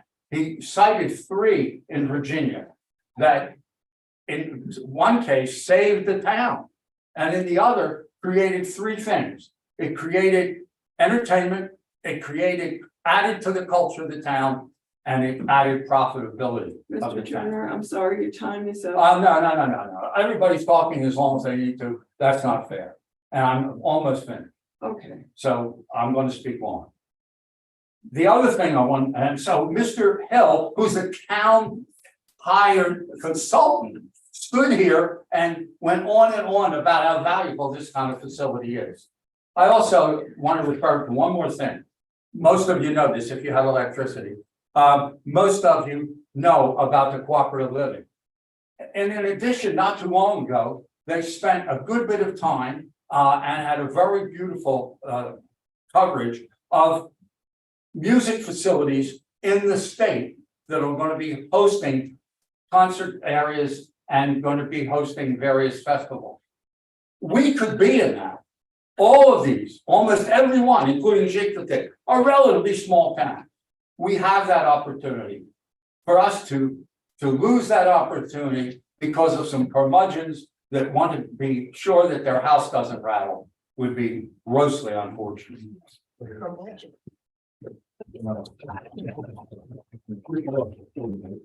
Thank you. next on the list, Mr. Rutherford, do you have, No, this curmudgeon has already spoken, thank you. Maureen Daly? Dooley, I'm sorry. No, I just signed up to. Just say that I they am have you here, okay. Hayden, Rochester? Would you pass these around? Sure. I'm Hayden Rochester. I live at 39 King Street, and I'm the president of the Friends of the Hancock School. I am here to mention that something that should have been known throughout this discussion, but somehow never came up until quite recently. The school property is a unique zoning in the town of Hancock. There's only one zone. It's called the Cultural, Recreational, and Community Facilities zoning. It was passed in September 22nd, 2008. That's approximately 15 years ago in a unanimous vote of this council. And I'm now going to read what that says. The Culturally, Recreational, and Community Facilities Zoning District is composed of areas within the town of Hancock which are deemed to be appropriate locations for such uses. The regulations for this district are designed to facilitate the provision of space for cultural expression, educational opportunities, recreational activities, and other social and community uses. Facilities for cultural, recreational, social, and community uses such as, but not limited to, practice, performance, and display of the visual and performing arts, educational activities, recreation and physical fitness activities, meetings, conferences, and other community and social gatherings. Commercial sales and marketing activities associated with the above uses, including but not limited to art galleries and shows, open houses, fundraisers, and performance and event ticket sales and registration. Outdoor recreational uses, including but not limited to sports fields and courts, playgrounds, walking, biking, and fitness trails, picnic facilities, and facilities for temporary outdoor uses such as sports tournaments, art shows, festivals, weddings, or other organized gatherings. Administrative offices, facilities, and activities customarily associated with the operation of the permitted uses. Then there's two sections on setbacks. Buildings shall be located 35 feet or more from any street right of way. Accessory buildings shall be located 35 feet or more from any street right of way. And no buildings in the last provision should be more than 2.5 stories tall and 35 feet in height. I think it's extremely unfortunate that we have been having this long debate about the pavilion and what can be done there.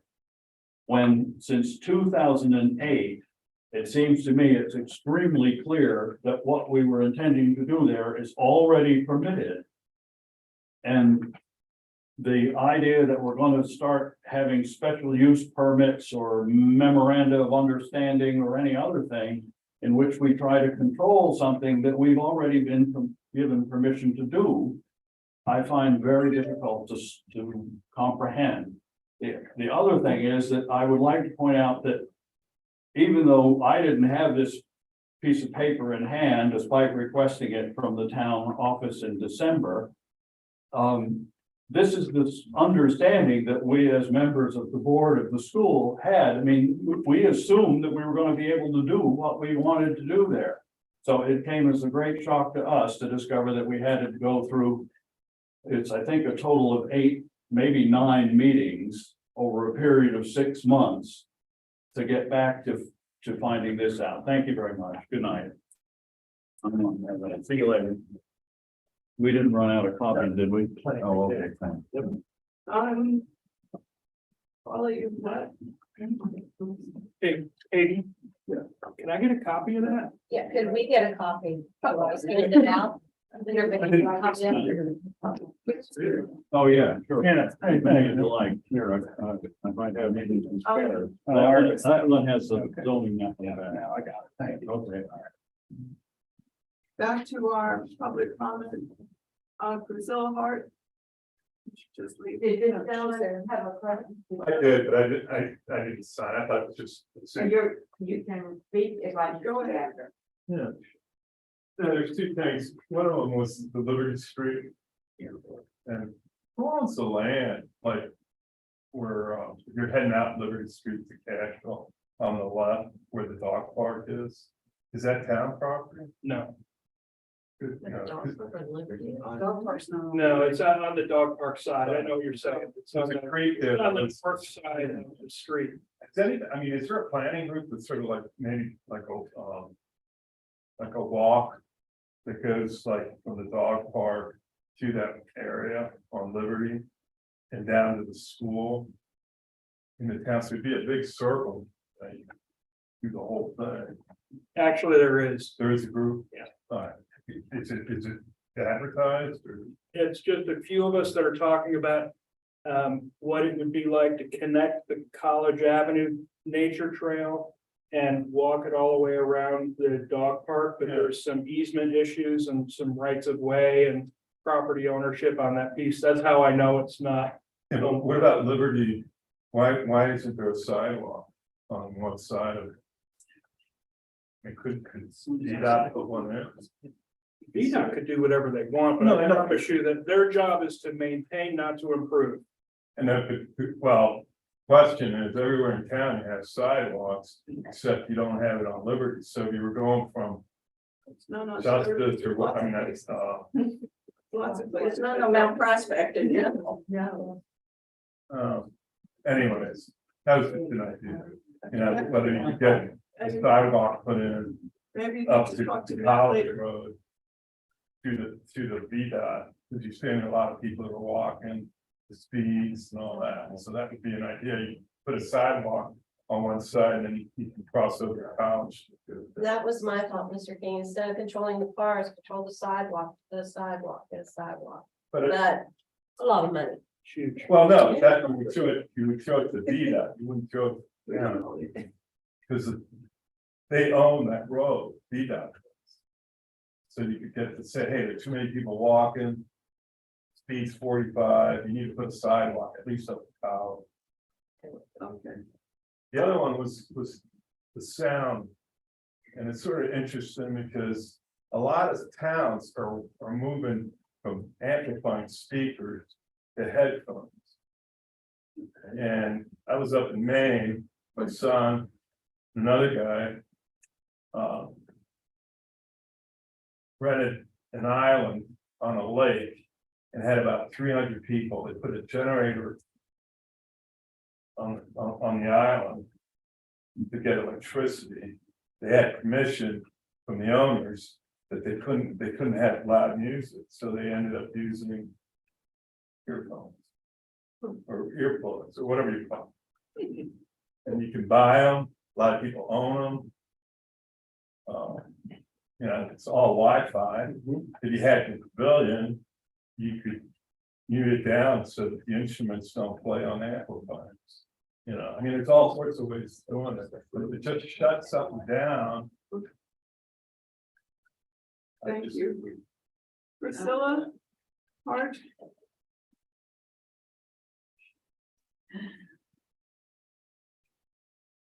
Hello, good evening, thank you. For allowing me to speak.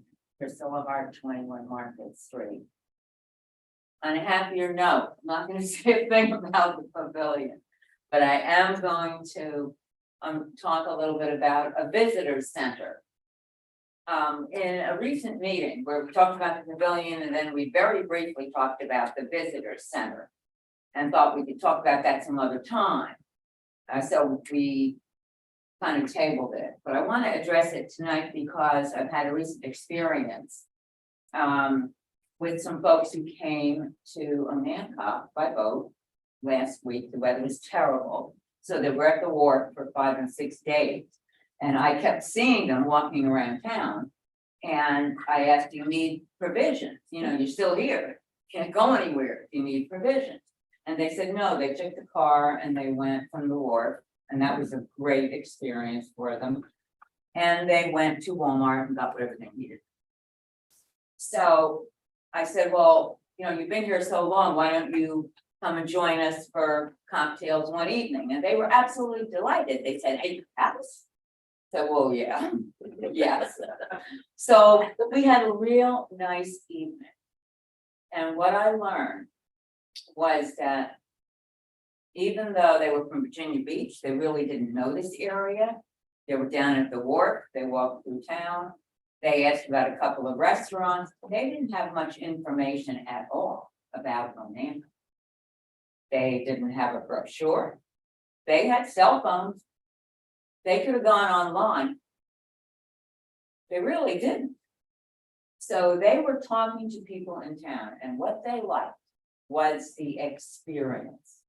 It was all about the experience and feeling like they were part of Onancock. I mean, after 5 days, and you don't have a car and you know, living on your boat, but they loved the restaurant, they loved the town. They asked, gee, is there a hospital here? And that's a question somebody asks, not necessarily because they're sick, but because they want to know what the infrastructure is. So I said, well, didn't you see it on the way to Walmart? They said, well, no, we put the GPS in the car and we took Badger Road and it's all country roads. And I thought, well, if you're here for 5 days and if you're a visitor and you want to learn about what's available here, how are you gonna do that? You need brochure that will feature all of the infrastructure that's here around our town. We do have a couple of shopping centers, there are gas stations, got a couple of grocery stores, we even have a Marshall's. Now, that isn't, that's a big step in the right direction. So I think we could do things to promote Onancock, not just as a place where you might want to visit, but God forbid you move here. It's for residents too. People might want to come and visit and stay. So I think we need to look at Onancock a little bit differently, not just get them here and then what do you do with them? And they've been here. You want them to come here, really experience it, enjoy it. There are towns where they have walking tours. You can book a walking tour. And they can arrange that at the wharf. Somebody, it could be done anyway at the wharf. So I was down there yesterday and I said, "Do you have a brochure?" And the young man said, "Well, no, but you can look everything up online." And I said, "Well, I'm here already and I don't have my phone with me. So is there a brochure that I can have?" And you brought out the Onancock experience and Onancock brochure. I should have brought it with me. I didn't. But there's not enough on there. There isn't enough information. There could be a way to list all the restaurants, all the different shops, what's within a couple of miles from here, where our library will be, where the town hall. I mean, even if you had, so anyway, back to the visitor center. We need a visitor center. We need a central place where people can go to get information and just chat with people who live here. Just having online. Thank you. I just want to add a comment to that because I was in the hospitality business for a good many years. And one of the things that you do with the hospitality business is get them here. But when you get them to come back here is when you have achieved success. And when they tell everybody about how wonderful it was. It's the return visitors and return people who come here to find out more about your town. That's why you have a visitor center. Any other public comment? Okay, moving right along here. Oh, down here, I'm sorry. Please. Just would like to convey this. Most of the people that I encounter, when I ask them, why did you move here? They don't say it because there's a pavilion coming, did you hear? No, they said we moved here for the peace, the quiet, the small tiny field. They said if we want all that noise, we go across the bay or Salisbury. I want to again emphasize town council. This that I speak of is so essential that we don't crowd this town so much that people are falling over each other and you no longer know where you are. You could be anywhere in the world. What is that slogan that they came up with on Onancock? A place like nowhere else? Frankly, folks, I see it being lost. I see the thing that people cherish and come here for. It will all be gone. And it's up to you. You are the captain of where we are going. You, the town council, all of you all. And frankly, with this element that I speak of, that makes people connected, harmonious, not angry, because they have no more of that. Thank you for listening. And I want to wish each and every one of you a very good evening. Thank you. Okay.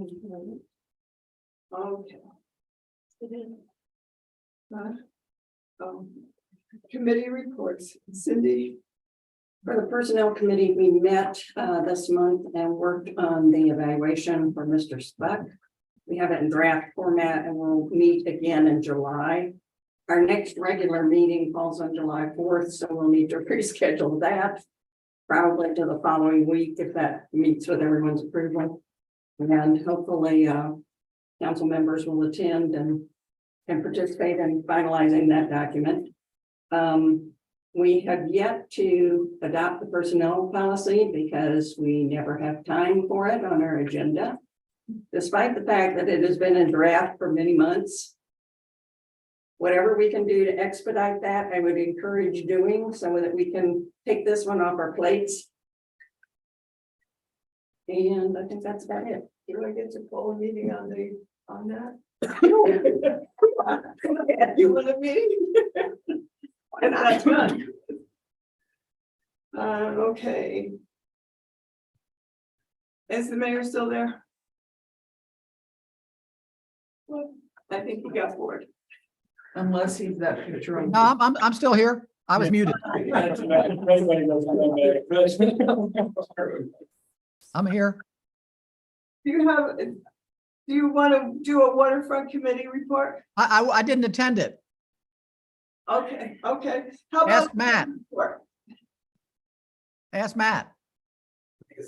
The waterfront committee this month, we talked about performance with slip nights, with revenue, that type of thing.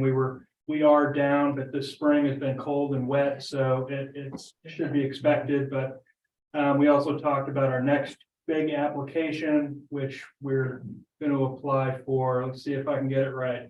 The dock boards to finish the walkways, a handicap accessible door at the back, new fuel pumps and accessories, a new pump out station, and additional advertising dollars.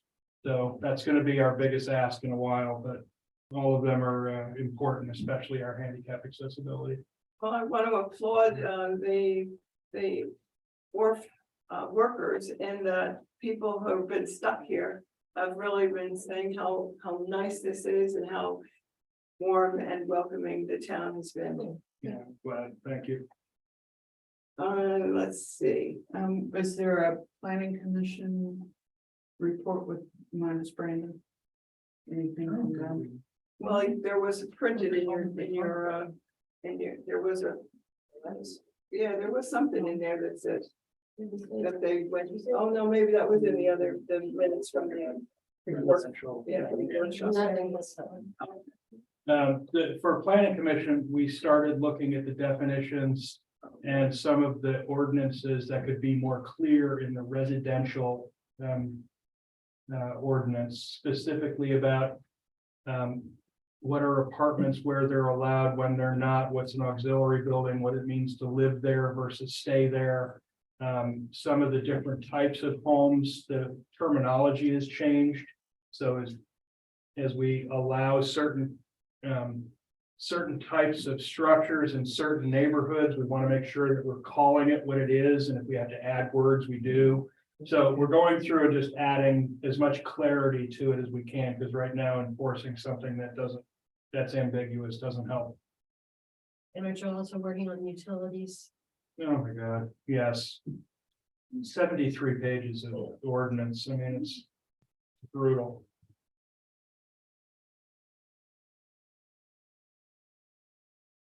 So, Mr. Mayor, do you have any comments? I don't think people can hear me. I'll defer till next month. We can hear, I can hear you. No, I don't know. I don't have any specific comments, except it's 55 degrees up here in Maine. How much is it? 65. 55. 55. Oh, well, it's nighttime. That's No, it was 55 in the day. oh, in the day. It was cold. Well, I'm on an island off the coast. Yeah. Well, 32 tonight. yeah, you struggle that way. Town manager's report? Sure, it's in writing in your packet, but I'll run through a couple of the things that might be helpful to everybody else. If you remember correctly, we are part of the contract negotiation with HRSD was to get the sewer laterals into the new homes on Jefferson. In order to do that, they had to tear up the road, and we negotiated for them to replace the road.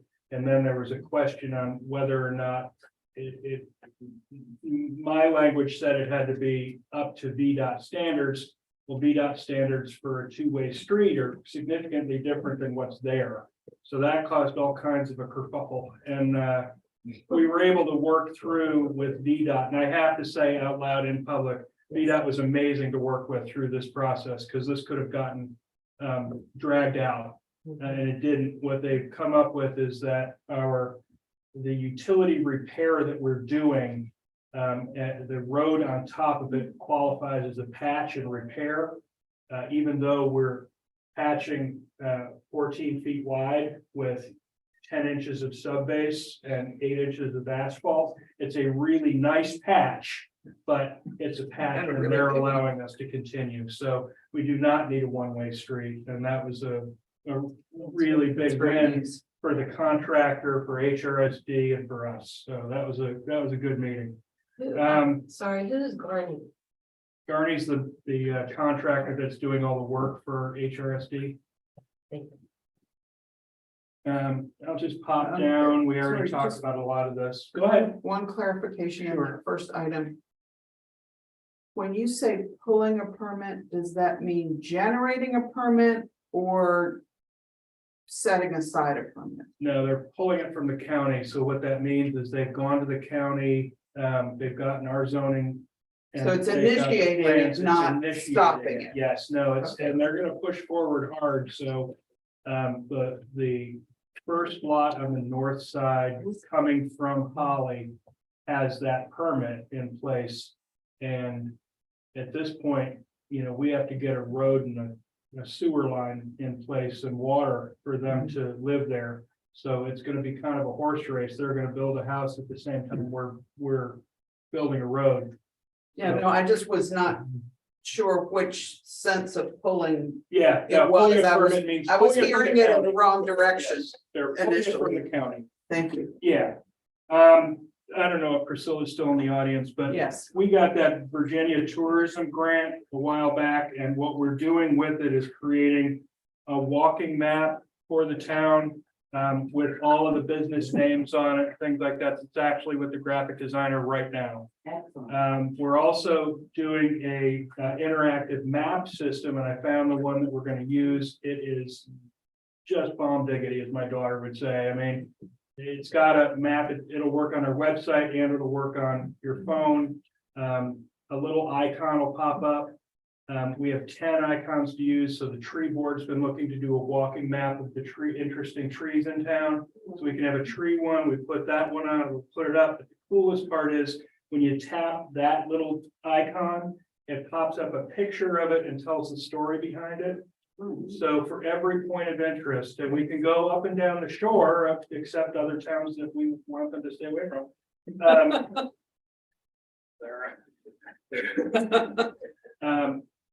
Savage Neck Dunes and things like that. So when somebody comes to town, they can pop on that little point of interest and it'll pull up a picture, it'll give you directions, it'll tell you the story. And then every time we update something, let's say that Janet's here on the corner turns into, whatever. We can change it on our website and the app picks it up from the website automatically. So it's got an API from there. So it's really, really slick. So we'll have the walking map hard and then we'll have the electronic versions both. Let's see. The website is, we've got an agreement on the landing page and now we're talking about all of the sub pages. I think it's going to be transformational, but it's also going to have, the same good information, but a lot more easy to update and tie into things. It'll interface with our social media. And I just retained 2 contractors to work on our social media presence so they can be more professional, more wide reaching and that type of thing. So On the landing page, can you send us which one was picked out of the? it was the one you picked. Okay, thank you. Yeah. Can the rest of us know which one she picked? Yeah, no, it's a secret. I think everybody picked the same one, except somebody had a question about HTTPS, and that's an absolute yes, and the answer about phones and different companies. The responsiveness on telephones doesn't matter whether you're an iPhone or an Android, and it is responsive that way, and I've seen it work. So it works great, so. That's the website. My quick and dirty summary of the ARPA projects are, we're ready to get, we got the $211,000 grant from the Department of Criminal Justice. So we moved our camera project to that. We moved our generator project to that. And then the police equipment that they never get to budget got put in there as well. So so the generator, now that it's being paid for by somebody else, I'm getting quotes and things like that. So the GIS water system. Can I have a comment about the police thing? The Matt? generator? No, what other thing they never got to put in the budget? What did they buy? What do they get? Oh, they're getting new tasers. Those are 15 years old. A lot of them need to have new sidearms. Those are, 7 to 10 years old. So, a couple people get bulletproof jackets and then, I don't know, some other things that are on the list. Okay. But it's about 30 grand. Okay, thank you. Matt, could you repeat the three places where the money got reallocated? Generator, police, generator and cameras. So That's it. And then the third is just new equipment that wasn't part of any budget. The police department renovation is the county has our plans.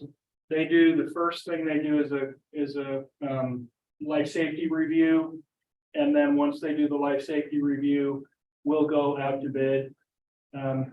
In the meantime, we've got the Welcome Center and public restrooms floor plan that got approved. I got the measurements and everything back today, but it was minuscule. So as soon as they send it to me on an 8.5 by 11, I'll forward it to everybody, but it's exactly what we talked about. So once they do that, what I'm hoping is that DBF will be able to draw while the construction documents are getting produced for the police, and then we'll be able to go to full permit. We'll use the same contractor, I hope.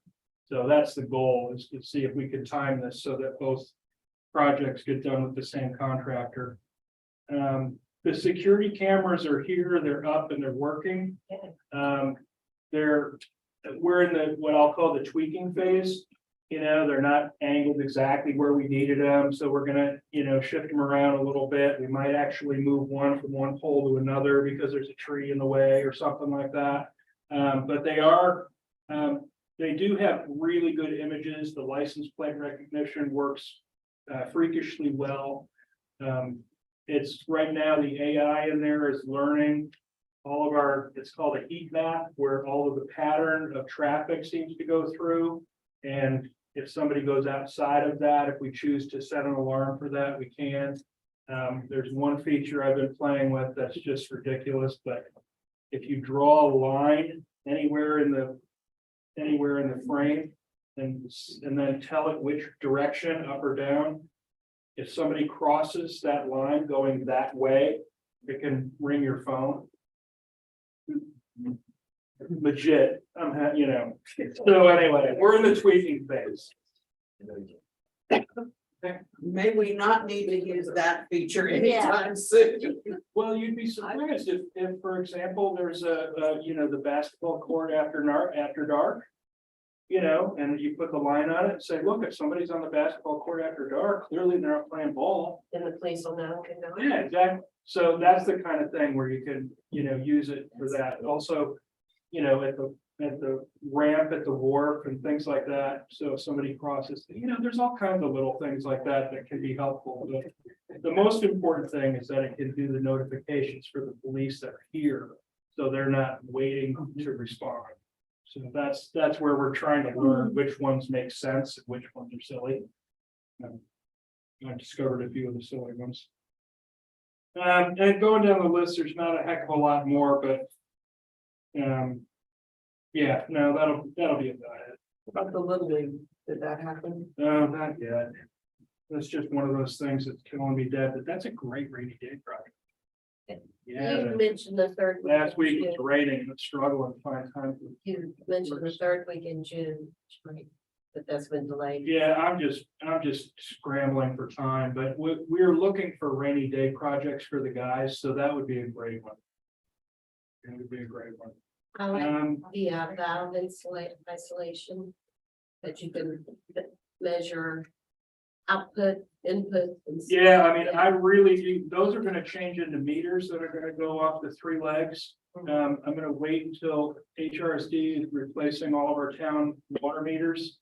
They have the project manager named and everything else. At this point, we're just waiting for the closing. Are they digital? Oh, yeah. Right. Oh, yeah. No, they're not even drive-by. They're, you know, they're more freakish technology. Come into the office. Somebody can, you know, shut your water off with my phone. You know, which if your line blows up, you want me to be able to do that. So it's really very cool. And I also found an appraiser that's gonna work on number 4, property behind number 4 Market Street. So, that was- Timing on that. he went out on Thursday, and he said it'd be a couple weeks before he could write something up, but, you know, figure 3 weeks from Thursday, give him the shorts. Okay, sorry, I didn't know what you were talking about. Would you repeat that, please? You found the appraiser. For number 4, Yes. you know, down at the kayak ramp. He said it'd be a couple weeks before he could write something up. Is it a local person? Yes.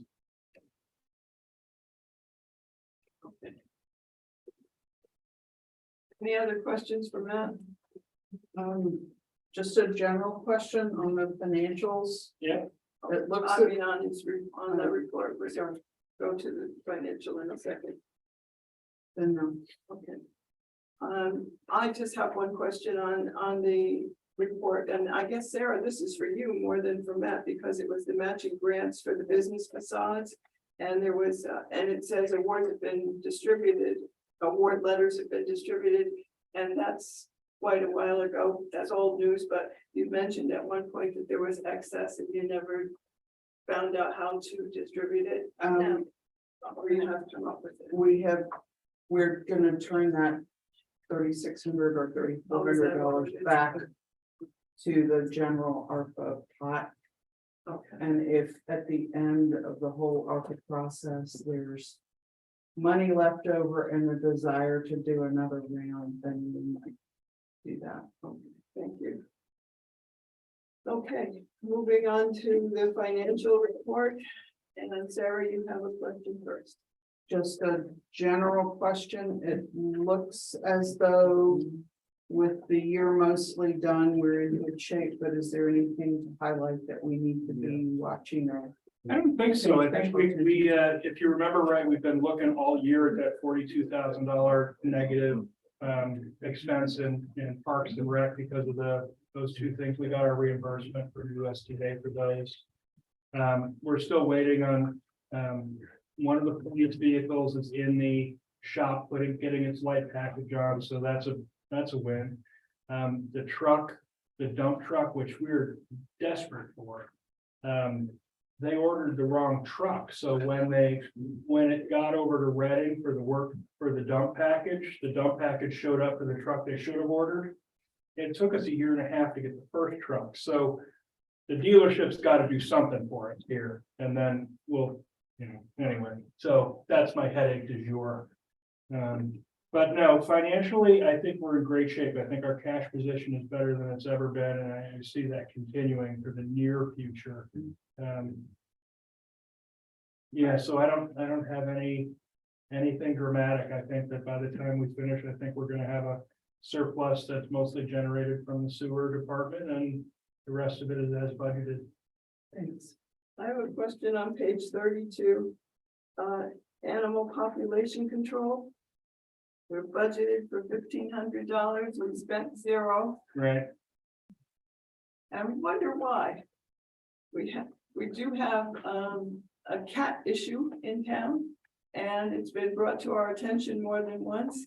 And I'm just wondering why we don't use some of those funds, or if that's what you could use it for. Well, first of all, it says animal population control and it's your budget. So if you say that you want to do a spay and neuter program for cats, then by all means, you can do that. This line was originally specified to get the tools needed for Kim, Captain Whitelock, because she's the person who handles animal control, but our ordinance says that she doesn't handle domestic animals. So, you know, I don't know how many snares you could buy, so. Okay, because it's just, I mean, that we're at the end of the budget year. Yeah. We haven't used any of those funds. And I'm just wondering whether it would be. In 3 days, we're not going to either. So I would say that next year, the budget was intact. I can talk with the chief and find out if he has a purpose for it. And if not, then we can talk to the right folks about doing, because I agree with you. I think that there's something that we can do. There is, I mean, there is an issue. All the neuters visit. Yeah, but she tried to, she came Yeah. before the council to get funds to do something. And we didn't know we Like had it. $2,000? I'm sorry. $2,000? I don't remember. Yeah, hold on, man, she wouldn't guarantee, hold on, she wouldn't say that, Hang on, the mayor's talking. she wouldn't say that it was being used for cats in an Ancock. She didn't know where the cats were coming from. It was just the general area. Yeah. I can't. He wouldn't commit to just doing an Ancock cat. We couldn't determine whether or not the cats were from an Hancock, and we didn't want to. I can tell you they're from Onan. The part. No, that's not what she said, though. She said that they were gonna come. That's Marley and Mama Kitty, what are you kidding? I just wanted to take care of. The thing that concerns me is Jan paid to have it spay and neutered and everything. you had to have the owner bring the cat to the neuter scooter. That doesn't solve the stray cat problem. So then. Am I correct? I mean, that's what I understood. But But don't take them out of the community, their community. So So I know that was part of it. my understanding is that the person who is feeding the cat is considered the owner. is considered the keeper of that cat, and that person does the trapping and the bringing and the returning to where the cat originated. So it's, yeah. Okay. Just asked. I have a question. I think it has. Cindy? I have a question about page 39. Right? So I assume that anytime now or in 3 days, the reserves will be replenished so that we're meeting policy. Yeah, I do rebalancing once a quarter, so. Any other questions for Matt? Okay, council comment. Let's begin with Joy Marino. I wish Charlie was still here so that I could tell him that I'm sorry to see him leaving town. He's been a great volunteer. Sure. I think he did our doggy stations, doesn't he? Yeah, and I'm sorry to see him go. And I would like for him to know that we are looking at crosswalks in many places in town. With Hill's recommendation, I think we talked about 4 different places, and one of them was there. And I would love to see sidewalks in town, you know, instead of trying to slow the traffic. Let's put the pedestrians on the sidewalk, but that is very expensive. We would have to probably win the lottery to do that, so. But I do want to thank everybody that came and everybody that stayed. You are the voice of democracy. Thank you. Cindy? First of all, I want to thank the Historic and Hancock School for the Blooms and Brushes tour that they've got on. I went on that. It was very enjoyable and very well attended, to the extent that I heard many people saying that they hoped it would become an annual event. And I certainly joined them in hoping that also, but it was a very good, fun event. I also have an update for you, which I will give you monthly, about an Hancock Main Street. The gift card promotion, we're going to do a renewed effort on marketing the gift cards. They can be purchased from Gifty. And if anybody's really interested, let me know. I'll spell it for you and give you the website. You just put an Hancock into their search and click on the OMS card. And right now there's a bonus promotion. So if you purchase a $50 gift card, you would get a $10 bonus. And likewise, if you purchase a $100 gift card, you get a $25 bonus, which you can keep yourself or give to someone else. Yeah. The Anancock Tourism Blitz at the New Kent, Virginia Welcome Center begins in July. Anancock will be showcased and be the primary advertiser for the entire month. We'll set up a custom display with brochures collected to place on the main counter for extra exposure to Anancock's businesses, banners. Oh, and then I guess there will be banners and even a digital spotlight with the website's video. And now an update on the mural. The next mural is going to be on the side of North Street Playhouse. The muralist will begin work at the end of July. And this one, the theme is the history of the performing arts in Anancock. And finally, at the July agenda, I believe we will have the MOU for the town and Anancock Main Street that we consider and thus far have approved yearly. Memo of understanding.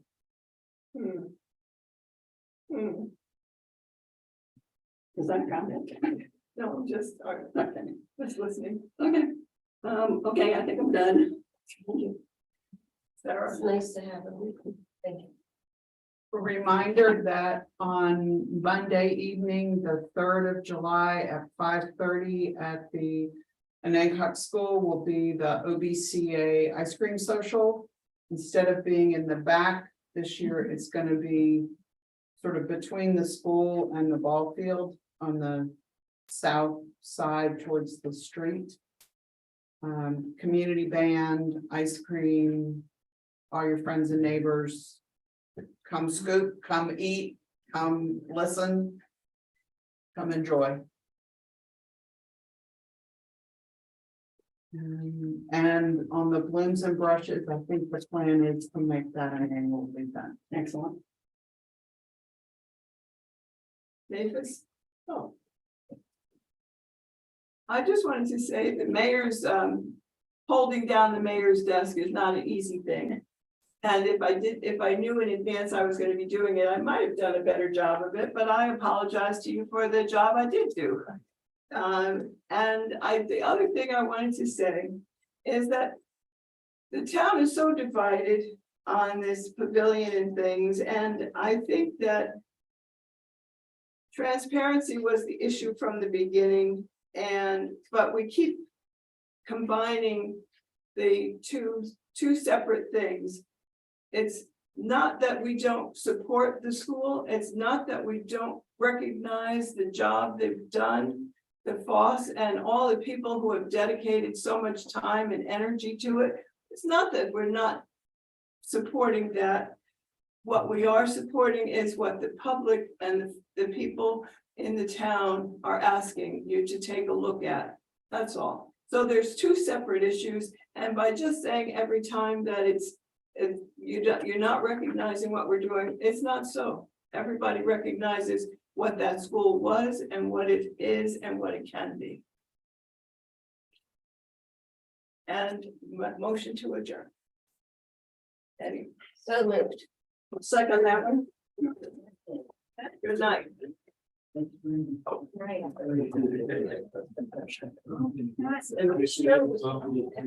This is. Right.